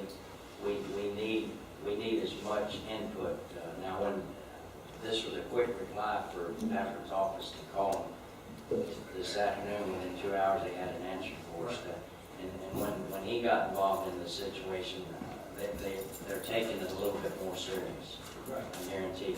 And the more people that we have to influence them prior to our meeting, they'll take it a little bit more serious. I realize we've got a lot of time. I guess the only thing the meeting would justify is we can get their attitude and how well they want to work with us. And the other thing that I felt like we were going to do, we were going to wait until our engineer came on board so that we could get some input from him. I'm sure he's dealt with FDOT before. He may have some ideas that might give us a little bit of support. So, okay. I understand where you're coming from, Vice Mayor, and the effort that you're talking about, I think, comes later. If you remember, before, this is a long chain that I've had going with them, and if you remember from our discussion at our last meeting, they had asked me for more information. And at our discussion last meeting, I wasn't sure what they were particularly looking for. So I think their intent when they come up is to actually have us give them some feedback as to why we think, it's not the end of the thing. I mean, they may end up saying, we'll do a study, we may end up saying, we'll do a study, and I'm not sure where we're gonna go yet, but I think this is an opportunity for us to just give them some input as to why we believe that signal is warranted on Southern D. Sure. I don't think it's the final, meeting of it. Then I'm gonna ask it, and your call because you're the mayor. Because of a veteran firefighter in this area, because of other circumstances and stuff, because of the research I've done already with people, police department and everything, I would like to sit in on that meeting. Okay, that's fine. If it's okay with you. Yeah, it's fine with me. I mean, if two of you wanted to come, I just have to advertise it. That's good enough. It's Yeah. done with it. Publicly. I mean, it was a joint venture, 'cause I called Mark's office last week. He basically gave him the heads up that we're concerned about this, and we were gonna be looking for an answer tonight. And I'm glad Ron called also and talked to him, so, that was good, kind of double teaming, but, Okay, so you want me to be That's the fine. vice mayor now? that's fine. Okay. All right. Are you available in this week? It sounded like you might have had a problem. No, end of the week I'll be fine, just, keep it before 5. Oh, yeah. Earlier the better, but no, I'll make myself available. Okay. Yeah. Okay. I have a report I have to give you, and I'm sorry it's going to be a little bit long, but I promised you a ULDC report. Before I get into that, though, I just wanted to tell you one other thing. We did get out the bid for solid waste. It went out on Monday. It's on our website. We're getting it on via now. It's been advertised once in the paper. There'll be a second advertising coming up. And it's going to be pretty aggressive. We have a pre-bid meeting scheduled for June 12th, and the bids are due and will be opened on June 26th. So we're moving on that front. Mark, would you outline for us what the proposal looked like? I don't believe, I looked on the website, I didn't see it under bids, but it could be under someplace else, I think. No, it should be under bids. You didn't see it under bids? I looked under the homepage, bids, I didn't see it, but Yeah, it's it's a somewhere. ribbon on top. You would have taken you right to it probably. You know the red ribbon? Well, I'll look further, but I was looking for a copy of it before the meeting to get an idea of what the proposal actually said, because we've had conversations about this, but I don't know what you've incorporated because the council hasn't seen it, which gives me, and I'll talk about it later, but I think the council needs to have a draft of all our bids that go out before they go out, which allow us at least to, if there's something we're missing, is that we can provide some input to that based on the fact that the last time we had the proposal go out, we had some things in there that the council had to change after the fact, and I'd like us not to have to do that, so we put in there what the concepts are that and all I have to do is see it, and we can comment on the meeting, say, all right, everything looks fine, but I'd like to know, since I haven't had that, what the gist of what your proposal Let me just say, request was. Let me just say, I think in terms of that request, that's not a problem before we do a bid. In fact, if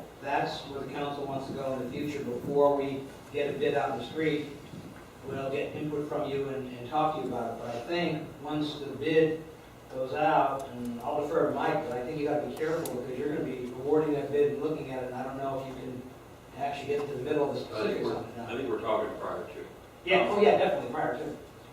But we also can make an amendment to the bid, I think after the fact, if it's significant. I'm just trying to get an idea of what the heck it includes. I mean, the issue is once it's out on the street, you gotta go to the next, you guys are the decision maker. You have the same issue you had before, whether it's everything that you wanted to have in a packet at the time of award. I think there's a process that the council directed it, where you solve, again, consent or whatever, even you approve a bid before it goes out. That can be a standard operating procedure. And this particular one, unless you were to stop the bid process and want to take a look at it yourself, I think you should move forward. And I wouldn't recommend that because we're getting very dangerously close. It's already June. We gotta have this in place for our non-ad valorem, and it's, so that's the reason why we must get it out. Right. Okay. No, if we're into the, I didn't say stop it, I'm talking about what, because since I didn't see it and I couldn't find it easily, and it certainly could be out there on the web. I looked today. I'd like to know what the outline of the proposal was.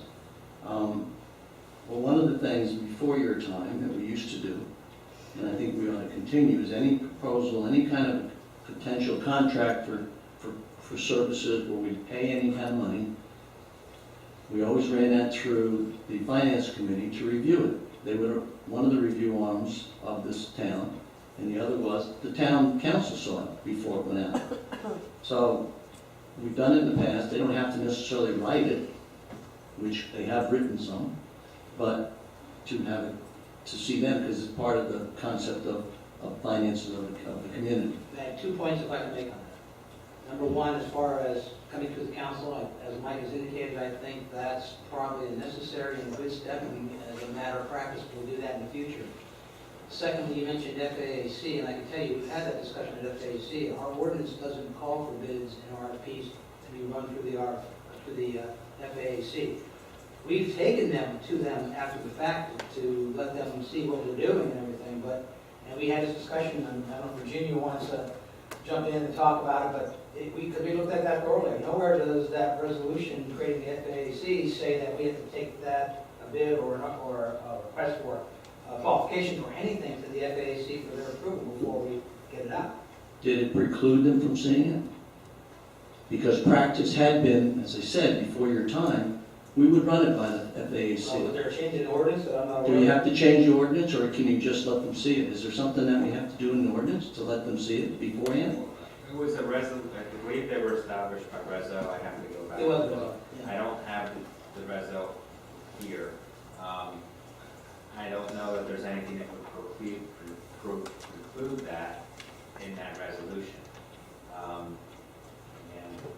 That's something that can be checked, but you typically don't preclude things in that, and a lot of times, and I can't speak to whether it's in there, there's other items that's made directly by the town council, maybe something, so, I do recall that at times, things have gone through, more things have gone through them in the past. I'd like a point of clarification. Is it an invitation to bid or is it a request for proposal? Because I've heard the terms used interchangeably here. For solid waste, Yes. that's an ITB. It's a what? Invitation to bid. So it's not the bid So it's itself. not a proposal. Not It is a a bid proposal. and it is based on low. Yes. Yes. And that is the criteria. Correct. Goes. Lowest responsible. Lowest responsive bid. Yes. Okay. So there is no negotiation. No, there shouldn't be, other than the contract, once you, and based upon, again, awarding it to the lowest responsibility. In the future, I think it's something that we're going to have to readdress, especially as budget gets tighter. We might want to go to 1 day a week. We might want to go to the bigger containers. There are some other options. Great idea, Mr. Mayor. That we've kicked around before. We may want to separate out the vegetation from the other stuff too. and Absolutely. assign I think that a lot to of- two different people, because honestly, I think that would save us some money. I think it would too. And I think a lot of the issues that Councilman Rock may be worried about will be addressed when we do the franchise agreement. In the After what? the bid, The what? the franchise agreement after the bid. And that would be the contract. Yeah, well, the contract is the franchise agreement. Yes. Okay, but I thought that all that had to be spelled out prior to their bid, because it will affect the bid. Right. With solid waste contracts, there's a lot of information that gets thrown into the franchise agreement that I think there is some room for some of those. Well, again, I haven't seen the bid, you can take a look at it, but I don't know if it was put out for 2-day pickup, or 2 time a week pickup in certain containers. All that. Well, certainly whatever- And you just get the bid, and that's what. I can tell you this, we used the bid that the Solid Waste Authority created earlier this year, but we modified it to the town. If that helps you. I don't know if you saw that. What is the criteria that we're bidding on? Is it a per yard, or is it a per unit pickup, per Based year? upon 1,167 units. And it'll just be a lump sum? Yeah, we didn't really change much of what we had from the previous one. That we kind of. So we're just looking for a lump sum bid Mhm. for that 1,167 units twice a week? Now, we had asked, and I thought the council was in We agreement, did, we put the semi-automated and the automated in. semi-automated as a, Automated in. and Mr. Mayor, in his wisdom, has come up with a comment that is absolutely where I was thinking, that we need to consider how to build in possibly one day a week. If you're talking about larger bins or semi-automated, possibly now it may be possible for a 1 day a week.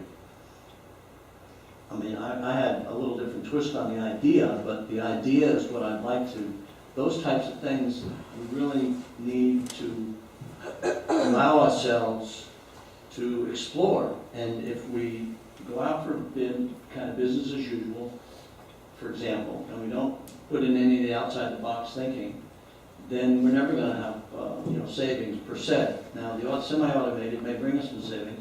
The once a week pickup for garbage, separation is another option, but that doesn't sound like those are in what we have. But I'd like us to somehow noodle that a little bit to see how can we bring that to bear when we actually get some responses or we do a contract. Because, for example, my other little twist on once a week would be, once a week is the rule. If you want more than once a week, you have to pay more. So that if guys like me that don't have but one pickup a week for garbage, and their trash bin, which is moderate size, not even big, is half full every week, I don't need 2 days a week, 2 times a week.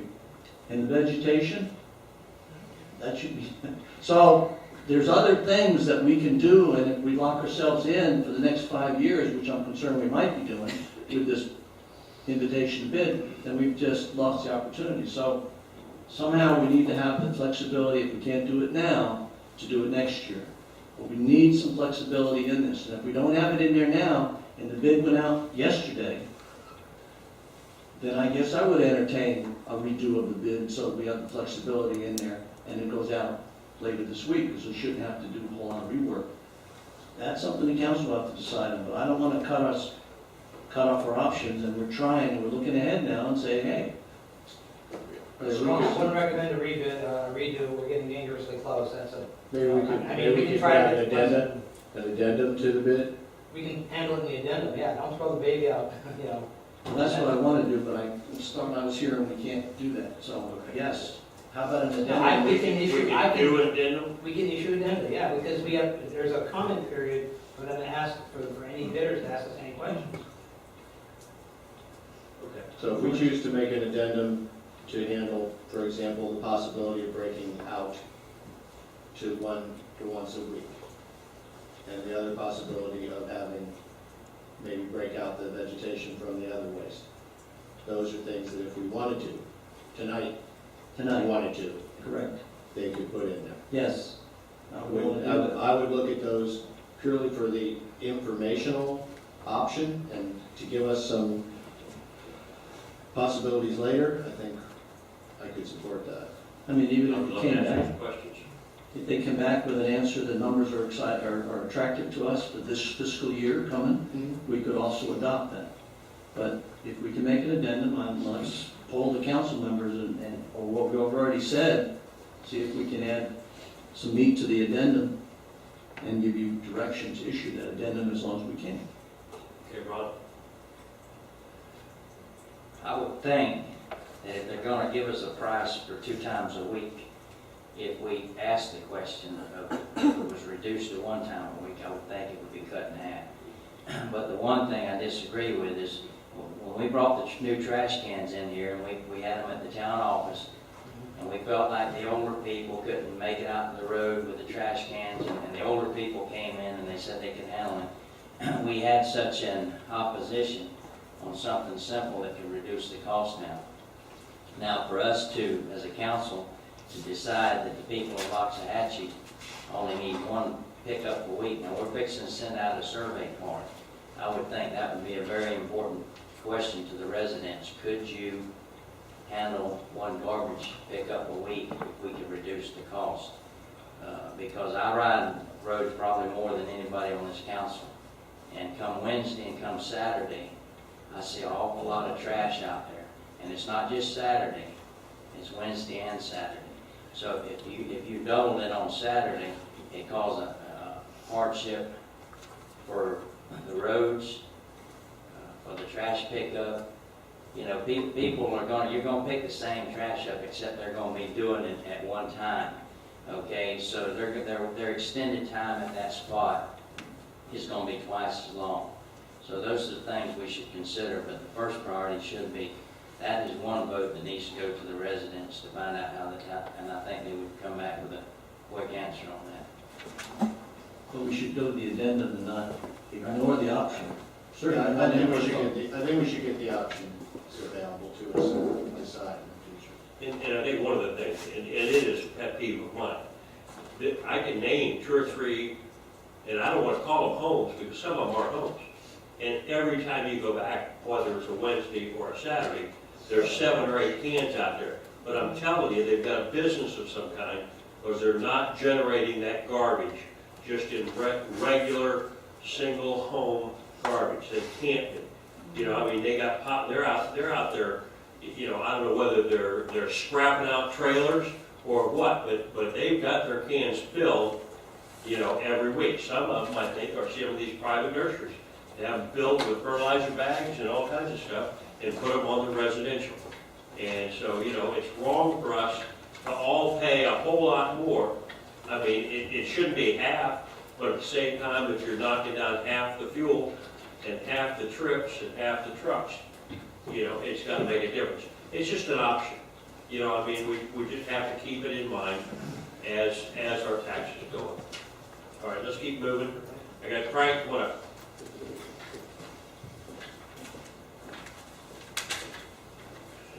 Oh, we're getting pretty close to the end of the. I still got a big report to get. Not close to the end. Frank Shinola for the record, Marcellus Boulevard. To think that you're gonna save half is probably not gonna happen if you go to once a week. Because what happens is that as these garbage haulers are utilizing their vehicles in other areas, now you're gonna have trash pickup, bulk pickup, recycling pickup, small vegetation pickup, all happening on the same day. So that means that they're quadrupling their resources in the area. So most likely, it's not going to be a big change.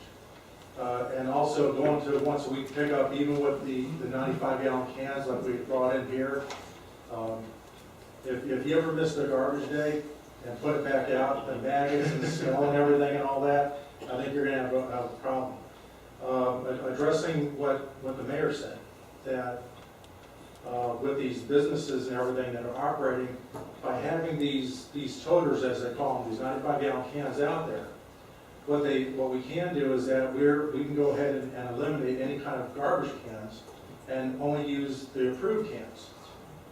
And if somebody wants to put out extra garbage cans, they're not going to get picked up, and they got to come to the town hall and say, look, I need to go ahead and get another can. Well, there'll be an assigned rate that they'll pay for the year, and that can will go out, and the garbage company will know that, you know, when it comes to household vegetation, you're not going to be picking up stuff that you can pick up with your truck and dump it in and nothing else. So a lot of problems can be solved. I know Ken Johnson's been up here a few times talking about that, and a lot of problems could probably be solved with this. You know, putting in addendums and all that, that's great, but we need to go ahead and see if it really is going to go ahead and save us money. I don't really think we're going to see a big savings as far as that goes. If we went to automated pickup, which is one truck, one driver, the can goes in, that's where we're going to see the savings at, because it's a manpower savings. And the same thing with vegetation. If we do decide that the council wants to go ahead and say, we'll do vegetation, and we're going to, all the small vegetation is going to go into a can, like Wellington or Royal Palm Beach does.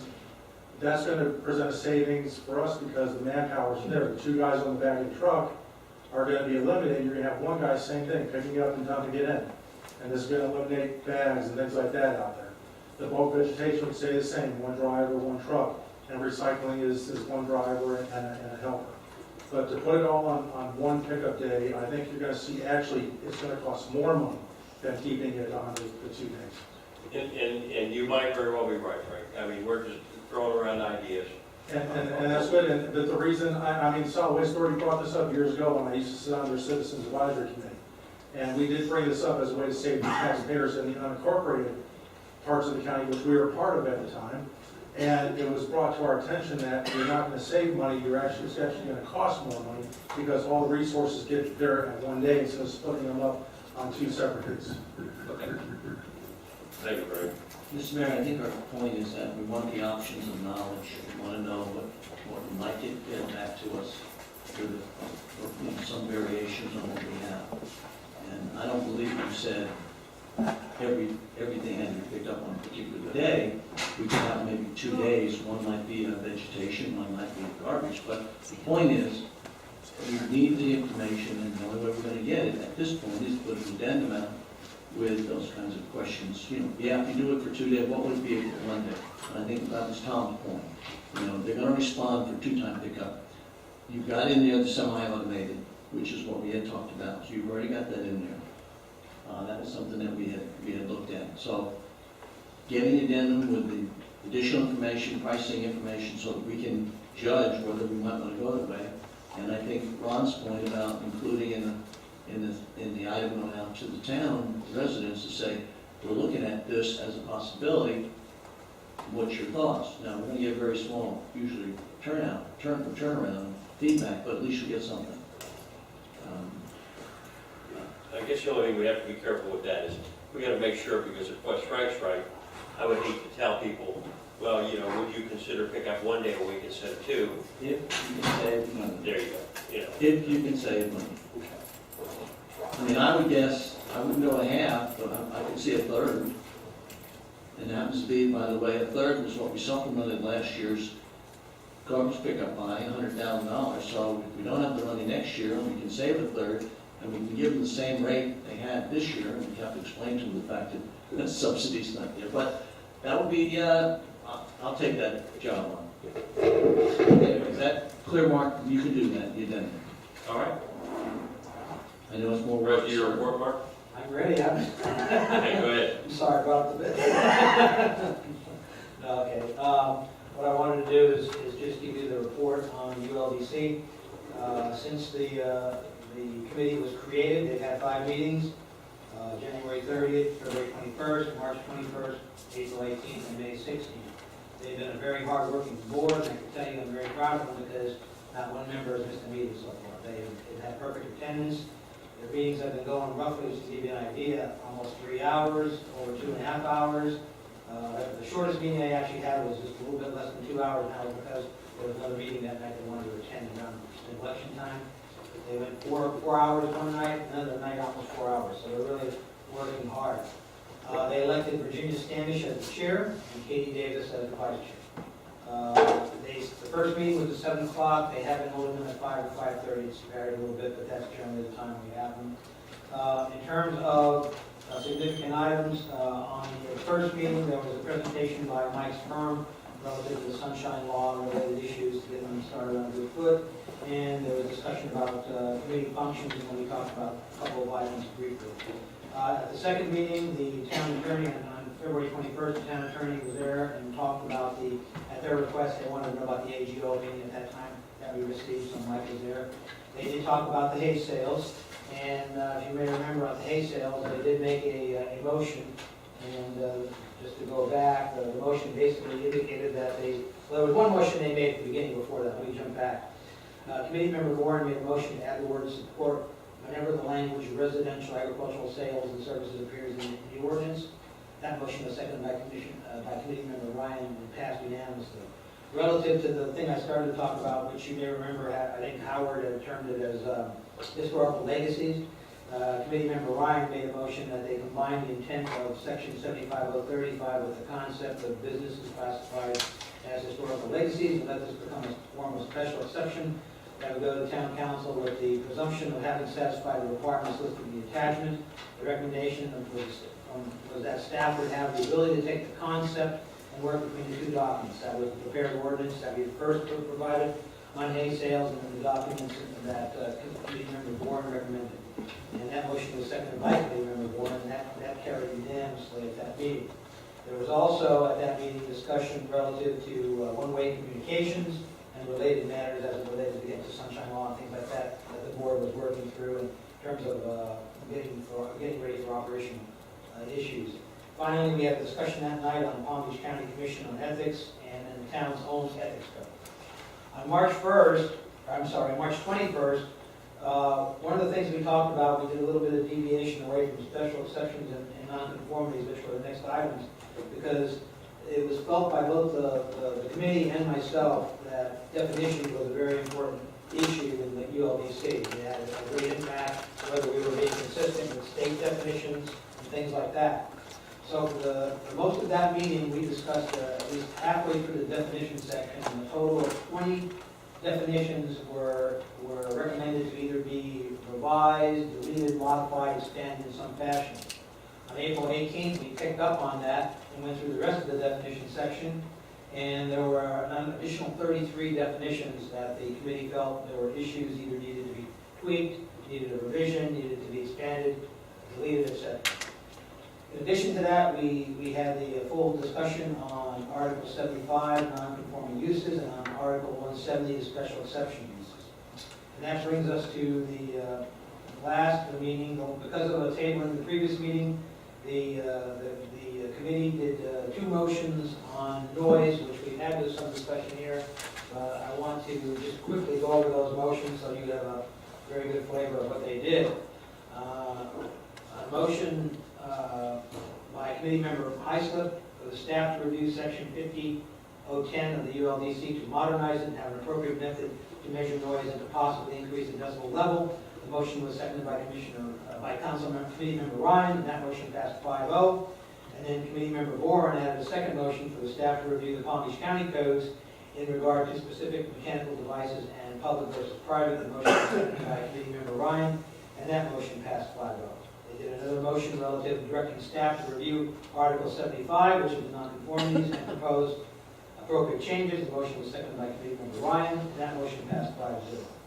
In addition to that, there was a major presentation that was made by P&Z board member Keith Harris that the chairman had allowed. We're going to try to get him in the previous meeting, and we ran out of time. It relates to an issue he was having relative to his commercial equestrian, and that's something that we are going to be asking you to let us work on as it relates to the special exception. I get down to the final, and that was by consensus, the committee agreed to have the staff move forward on special exceptions. Now, there's been discussion about, are we going to wait for all this stuff to happen at one time, or are we going to start working on it? And as we've indicated to you, and Jim has actually started, but I want to get your ratification of that tonight, we are starting on working on the special exception because the problems that were inherent in the special exception section impacts a lot of issues. It impacts that commercial equestrian stuff, a number of other uses across the board. So, if it's okay, in the scope of that assignment, we are starting to work on special exceptions. And I'm making the proper assumption you want us to do that. I think so. With regard to the special exceptions and the commercial equestrian, and the other thing which I brought up earlier this evening, the veterinarians, as well as landscape maintenance, which is, truly the elephant in the room of this town. I think those should be vetted as part of what they're doing, so that we can come to a resolution on it. As I've said in the past, I think it's foolish for us to make people pretend to have a nursery in order to be a landscape maintenance, and then for the guy who's honest enough to say, I don't have a nursery, but I do cut grass, to have to hide all this stuff and watch out.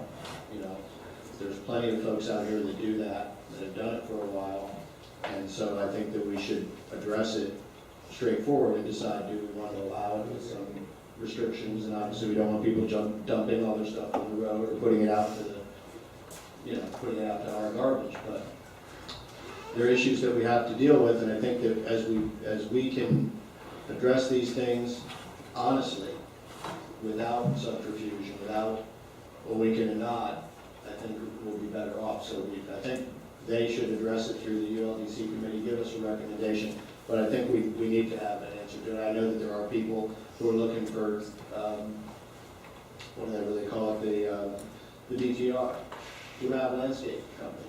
And if you have a landscape company and it's run out of Loxahatchee Groves and you need a BTR to go bid on some job in Palm Springs, and we won't give you one, well, I guess we just got you out of business. But the other guy who's over there in Wellington, he got his BTR, he's bidding. I don't think we should put our resident people behind the 8 ball, but at the same time, in deference to what Dennis was saying before, we also don't want to open ourselves up to just become a gigantic landscape maintenance. It ought to be in an industrial area, but they put it in Loxahatchee Groves because that's what we did. So I think we ought to look at it and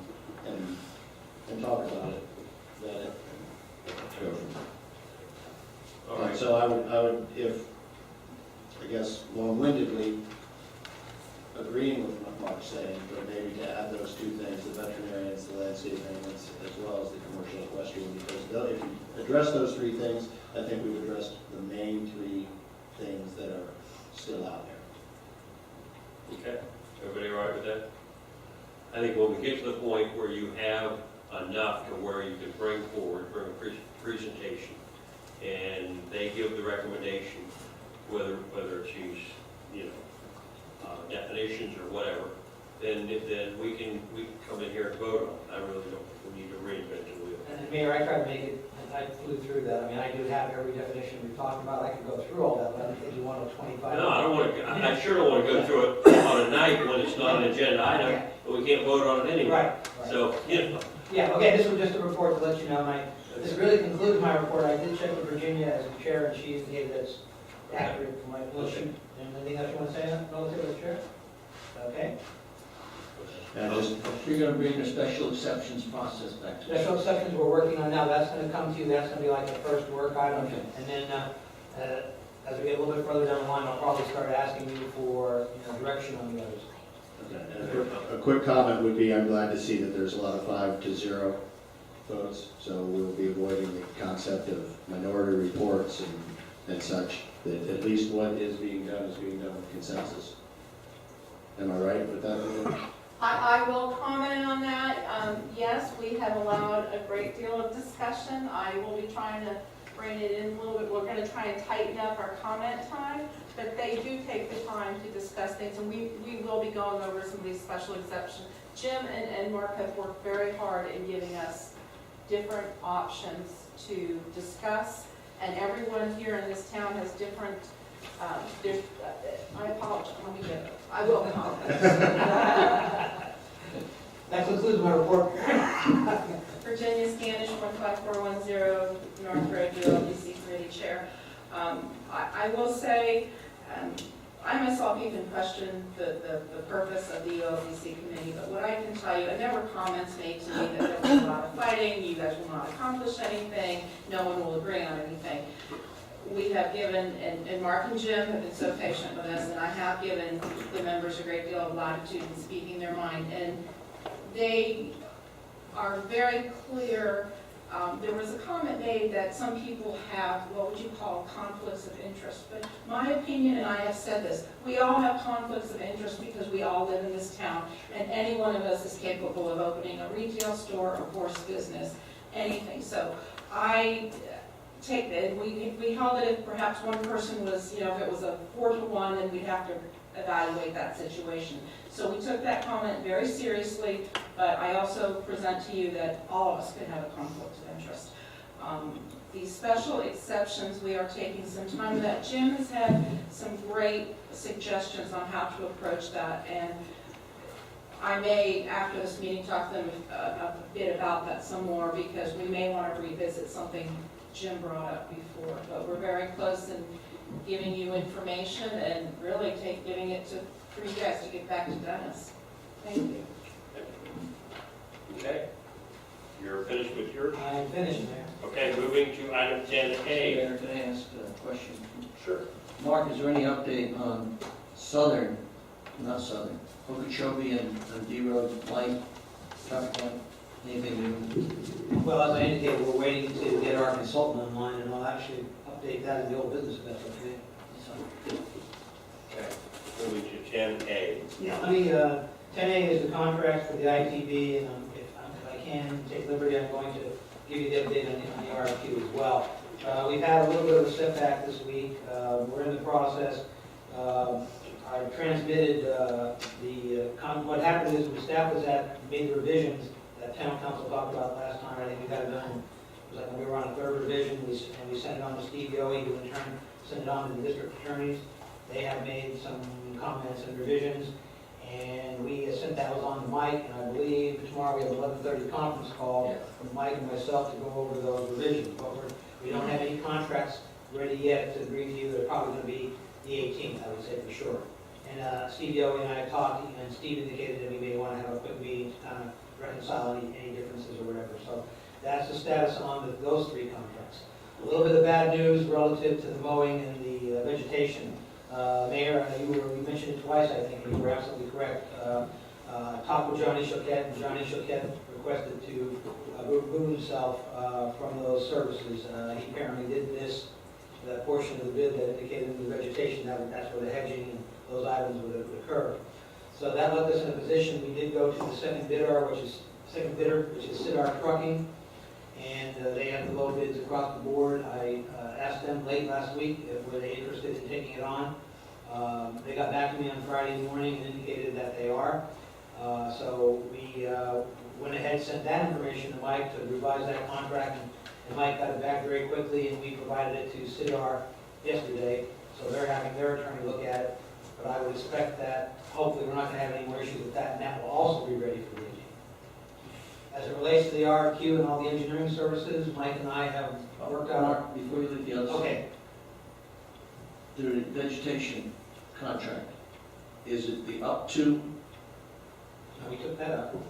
so there's No, no, no less than 8 and no up to. okay, Your just, direction was Let's go to a stay. schedule. Yeah. we tell them when we want it done, and Yes. they, okay. And then as far as, is there any expectation of performance, like within a week or two, or that we have in the contract? Those are the kind of things that they weren't covered necessarily in the bid that we can get in the contract. Wasn't that what we addressed when we said the work will be done in advance and written authorization that'll include scope Right, and okay. the time to, Right. remember we Yeah, had the yeah, language? yeah. Okay. 2.3. Yeah. Yeah, those were the changes, and I'm then, sorry, I didn't understand. and then a different change that was brought up during public comment about referencing addenda. Okay. Now, as far as the request for qualifications, the three contracts with the three engineering entities, basically Mike and I have talked about it, it's a competitive negotiation with each one, but basically the bottom line is they're submitting me their fee schedules. I have received all 3 fee schedules, I'm in the process now of trying to check them against industry standards.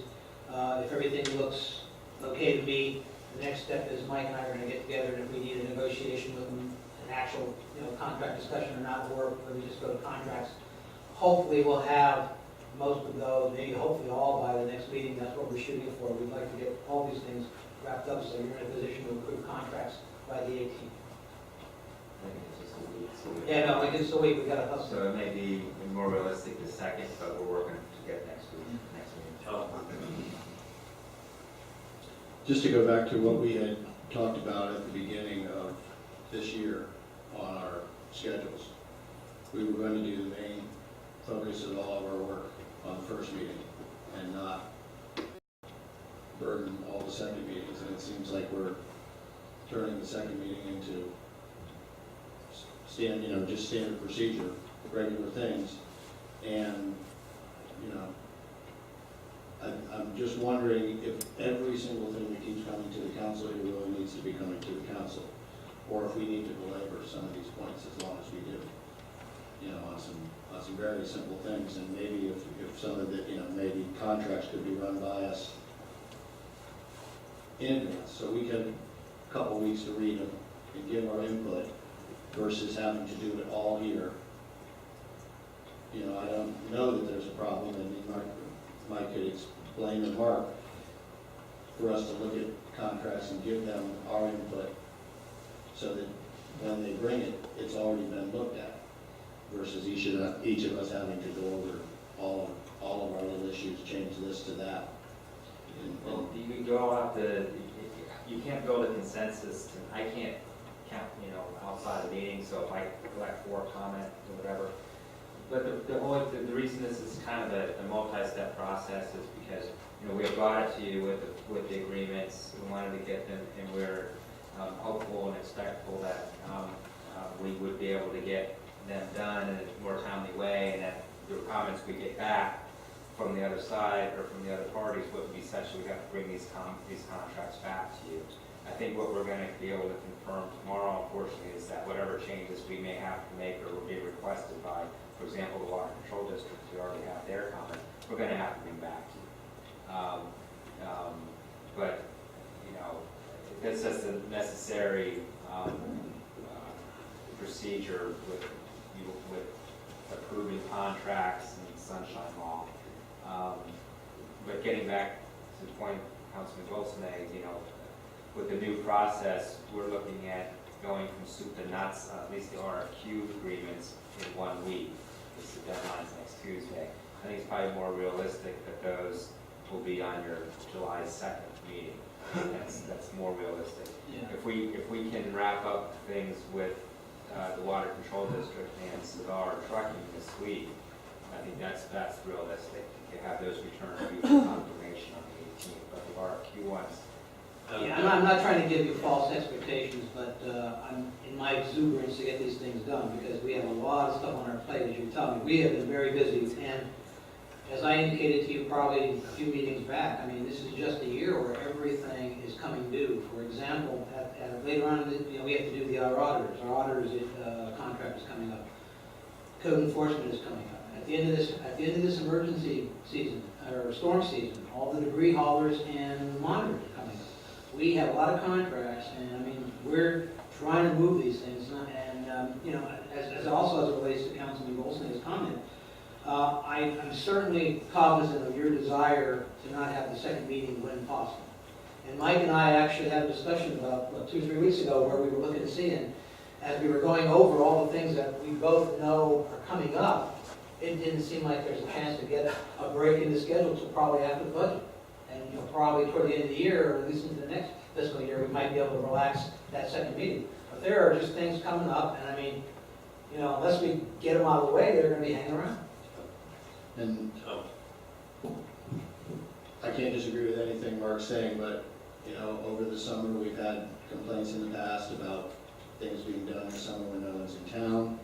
Look at tonight, a lot of people who are usually here aren't here. I don't know why that is, but it would seem to me that we're just opening ourselves up to a similar thing if we rush or do a bunch of things, rather it'll be perceived as a rush by some. Sure. To get things done while no one was looking and things like that. And I just, in many cases, perception is reality. I'm not saying that's what's going on, but you don't want to open up to that. And, if we're gonna use second meetings to address budget or to address comprehensive plan changes or things like that, I understand that and we can focus better. But if every meeting just turns into a rehash and a constant update, pretty soon we're going to go from two meetings in a month to we might as well just do it every week.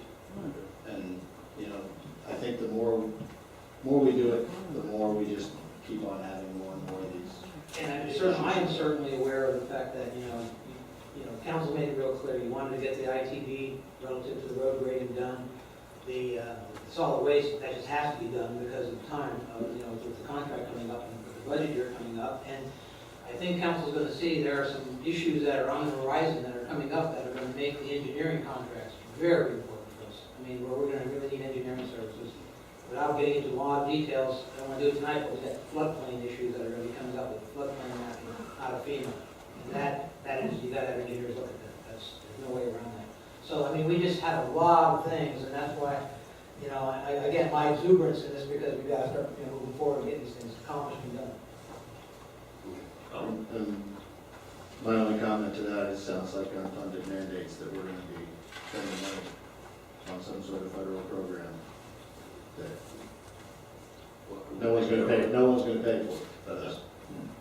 Mr. Mayor, I recognize there's a lot of things on our plate. I expect that we're going to spend a lot of months doing 2 meetings. And we'd like to get back to 1. We'd like to be able to do these significant items on the first of the month. That's a goal, and all goals are what we shoot for, but not necessarily what we're going to achieve every month.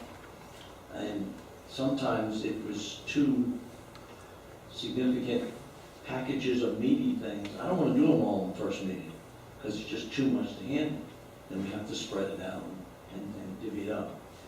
I think that was the idea of doing that. And that was what I'm trying to say, not necessarily let's not do 2, but let's try to sort them of what we're doing. Let's try to do our general business at the first one and try to focus on maybe 1 or 2 issues, like comprehensive plan changes. We haven't had a moratorium going on forever.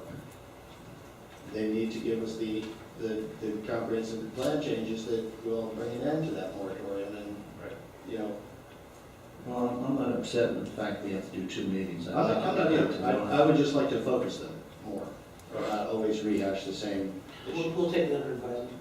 I think we've had a lot of focus tonight. Well, okay, so where are we at on this one? So that's it, that's my report on that, that's where we're at. We were hoping to have a couple contracts here tonight, but not. All right, so 10A, you're gonna have it ready for the first meeting in July, do you think? Well, we're open to the ones that are listed in 10A, which was the ones we awarded the last meeting. Cautiously optimistic we can get that to you at your next Okay. meeting. Quick question. The mowing, do we still have that down by the hour? Yes. Okay. The only concern I've got, and that goes along with the idea of all of us looking at the proposals or is that's a hard one to do by the hour because there's no qualification to the size of machine or anything else. You know, we were joking about it. Some people, when they saw that, said, well, what's to keep him from putting 10 guys out there with Craftsman push mowers and charge $50 an hour for each one? So, you know, that's a hard one to bid. You know, you're typically better off, you know, to try to do it by the mile or by, I don't know how you do it. That's a hard one. But, you know, some kind of qualifier that says you will use a certain type of machine or, you know, it'll be done in that way because just to do it by the hour is a tough one. Well, it's Even by the mile, how wide? I know. It's going to be incumbent upon us to make sure that, you know, we enforce that and watch them very carefully after the contract is drafted. And, you know, we have, with Frank acting as our public works, we're going to be, we kind of talked to him, told him we're going to be, you know, on And the maybe line very carefully. In those work authorizations that have to be approved before the work is done, maybe there's some projects that can be more thorough, more better described as requiring certain type of equipment or identified, and they can be reviewed before it's. I don't want to get in the business of telling the man what he's got to use, but at the same time, it's got to be something that's reasonable and doesn't just run the cost up. You know, a guy charges you money to paint your barn, and he charges you by the hour, and he's out there with an artist paintbrush, you know, then we got a problem. So, anyway, okay. All right, moving to speed hump. Oh, Frank? No, Frank's your public comment. Got another one? I had it when I Oh, told you that, but anyway.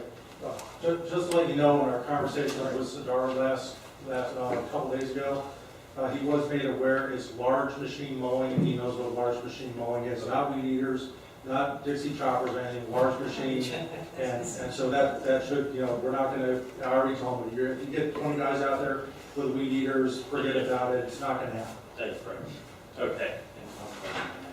My question on that, in other words, I would assume common sense wise and professionalism, they're gonna at least match up with the water controls, machinery and stuff like that. Okay, now, do we have the option where if we're dissatisfied with their work that we can terminate There's a that contract? termination for convenience in the contract, and they just have to be paid for the work that they do prior to the termination, and of course, they're not to do any work unless they get prior written authorization. The only contract that doesn't require that formality of prior written authorization is the emergency repairs, and that requires documentation. All right, moving to speed humps. NB. Ron, you want to? What's your name is on? Well, I thank Mark for it back on the agenda, just in case we had anything to say. But basically, he gave us a quote last council meeting that to do a standard speed table, you're talking about $4,000, okay, per table. So the speed humps we've got out there now was $400 per speed hump. So when you talk about that $40,000 or $80,000, you know, that, and we're getting ownership to the road, it's not going to take very long to get rid of that money just in speed humps alone. So, you know, the things we'll have to think about in the future. I hope we got some organizations that did the ones, we got some references that did the ones on Sycamore because they seem to be the best. We have the name of the contractor that did them, but we haven't, you know, pursued. Yeah, that's. Well, I would suggest that maybe we see this again once we've got the engineer involved and we get some feedback from that perspective. I don't know that we need to see it next meeting. Yeah, I can wait till the first meeting in July and come back.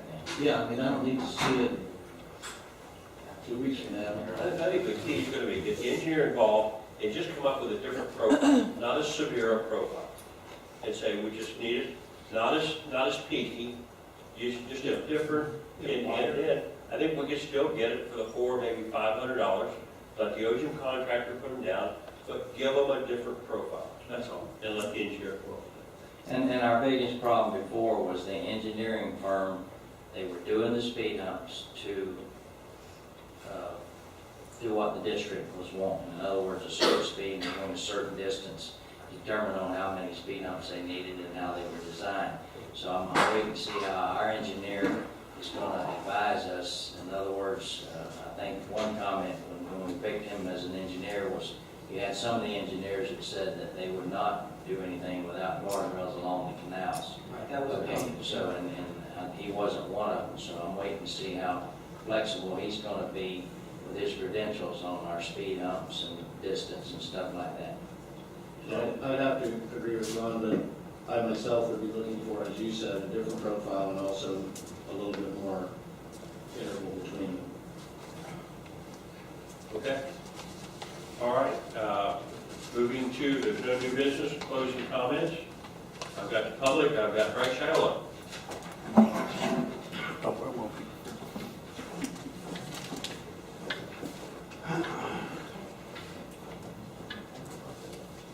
First, I want Marcel Boulevard. One thing, I'm gonna be asking this at our board meeting coming up Monday. Wanted to get the council input, see if you guys were interested in this. Thinking about doing I'm gonna present to them, is this to the town council against the water control district in a paintball match to benefit charity sometime later on in the August or September. And we can collectively pick a charity or an organization in Waxahachie Groves where this goes to, and we get sponsors, and go out there, and the paintball place is gonna give us a very reasonable rate out there, and have a little bit of fun, and this is a way to work out frustration between both boards. So I was thinking if you guys are amenable to do that, and maybe we get somebody, and I don't expect everybody to do it, but, or maybe get teams together. The town and district teams and all that, just do it as a fun day and a way to have, good, clean fun and all that. This is something inherently wrong. But he's going to Mark first, John. That's pretty much it. You may not like to do it, but it's some way, I know that the fire departments have done that in the past out there, or police departments, and then it goes for their different charities and all that, and or whatever organizations that they're paying for. So it might be a good way to generate some money for organizations within our town, and it doesn't have to come out of taxpayer funds, as I know the mayor is very, very worried about at times. But and also it's actually working together, to have a good time and all that, and I go out and play with my son, and he's a little sassy. I think a picnic that would give us some comfort together. There you go. Horseshoes. Horseshoes. That'd be good too, just something. Yeah, that's something. Okay. Mike? I have nothing. Report, thank you for the direction. And Mike. Council members? Al? Very nice meeting. We've accomplished something, I hope. And look forward to more meetings like this. See you in 2 weeks. Okay, Ron? I got a couple questions for staff. Mike, update on Grimes Road. We're moving along with that. Yeah, we're gonna use the same form that the county used. We've got the list of the property owners, so now I'm looking to get the legals for each of those 15 to 20 properties and start putting those documents together. Hoping that maybe have something to present to you at this July 2nd meeting. And the other thing, are we headed in any direction as far as the drainage ditch on Compton? Will that have to be handled by the contract that we're finalizing? Yeah, I mean, as soon as we can get SIDAR finalized, and then now tonight with the action relative to the resolution, we're getting there. Slowly but surely. Okay. Just hitting me July 2nd and July 4th and all that. Is that something that we want to go ahead and do with July 4th being on Thursday and the 2nd being Tuesday? Do we want to have that meeting maybe next week, or we stay with where we're at. Doesn't matter to me. I think if, 62 weeks. I don't know if anybody's planning to travel. to me, 4th of July is the day, and probably more people will be going the weekend after, since July 4th on Thursday. So, I mean, you know, it might be harder to get us back, you know, Tuesday afterwards, so. What are your thoughts? Second's fine. Second's fine with me. Yeah. It's all right with me, I just thought, Let's try to keep it short. Okay. Anything else, Ron? Jim? I just noticed, Tom, I think is thinking the same thing. We had half of Brian wrote in attendance, and I could have asked him to sign some things, but that's okay. That's okay. My apologies, I arrived late. I wanted to ask the council to make one more change to our policy 313. I don't recall if I made it clear or we asked Mike to put this in or not, but seemingly we need to state what we can do and not leave it unstated. And my thought was, I know as a practice, we don't want to bring things up, walk-ons without backup and whatnot, but if we don't state that we can, as a council, and it would be the pleasure of the council, I think we simply need to add, the council may, at its discretion, add an agenda item at the scheduled meeting day. Now, that's going to be done at the council's discretion, so we have to have more than one person agree to that. As a practice, rather than put it in our procedures, as a practice, we try not to have a vote on something that's walked on. But if we don't include it, then we've excluded it. So all I'm doing is that one thing I'd like us to add is that the council can add something at their council meeting, but it's at the discretion of the council. And we can define it at that time. And at that point, I think that in most councils, I'm trying to do it as much as anything, my thought, to be fair to the public. But at the same time, I know it's perfectly acceptable, Robert's Rules of Order, that when we approve the agenda, so one of us can say, I would like to add an agenda item. We've done it in the past. It's perfectly acceptable. We all agree to it, we give it a number, and we deal with it. Tonight, it was handled under public comments, but then it required a little more action because public comment should be us sitting here listening and, you know, them making the comments. So it should have been put on as an agenda item, and where we could have dealt with it a little more. I would like to have that included as our process of policy. Just, it's not that we're going to do it, it's just that if we don't state it, then we've basically eliminated that and said this is the agenda and we can't add it. So to be clear about that, if you do say you did want to add something and you bring it up at the agenda, if somebody objects, does that keep it off? Or did we vote on it to allow it on? Where does that go? Is there a discretion, or do you just get to say it and it gets added as a courtesy for being on the council? And I can see it both ways. Well, I suggested the wording would be as at the council discretion, not the councilman's discretion, at the council discretion, so that if we want to be more specific, it would have to be the council would have to agree to it, and if they object, you have more than two people object, then you would put it on. And with the same token, you could also remove something from the agenda that was there with that same vote in the normal agenda changing process. Yeah, except that our policy says that if Ron puts something on the agenda and it makes the agenda, then he has to take it off. Well, I think that's more, if Mark came up and said, we've got an agenda item, but we need this to fully discuss it, or we didn't get this, it gives us the ability, you know, of saying, okay, we will agree to take it off the agenda, because we're voting on the agenda anyway. Right. And yeah, that's an item 9. I mean, if Mark has something that it's on there, and we just, for whatever reason, he wants to pull, then he's the person who put it on, you guys will adopt the motion. Right. You can adopt the motion. You can add a sentence to add something upon the adoption of a motion at that meeting. So we could say something that we could add or delete as normal through the agenda process, is what we're basically saying. We just want to be careful that we're not doing it where it comes across to to the people of Los Angeles that we're trying to slide something in.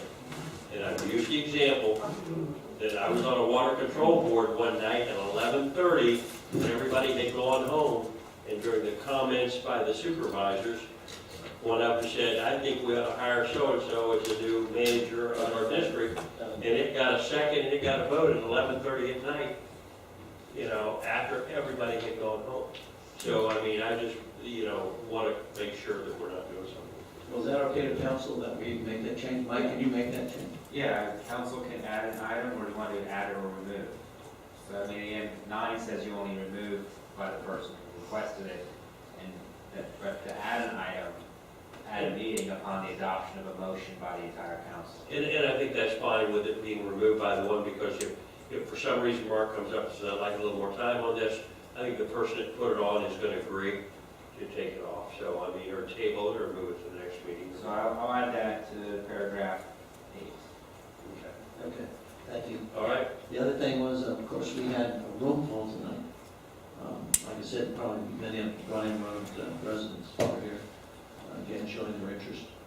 And it's always great to see, I saw a couple new faces tonight that we didn't see the last time we talked about Bryan. But those sticking out, some that can't go home without their husband who's driving, we appreciate you being here too. I'll take that home. All right. And I thank everybody for coming. And we have a push to adjourn. Second.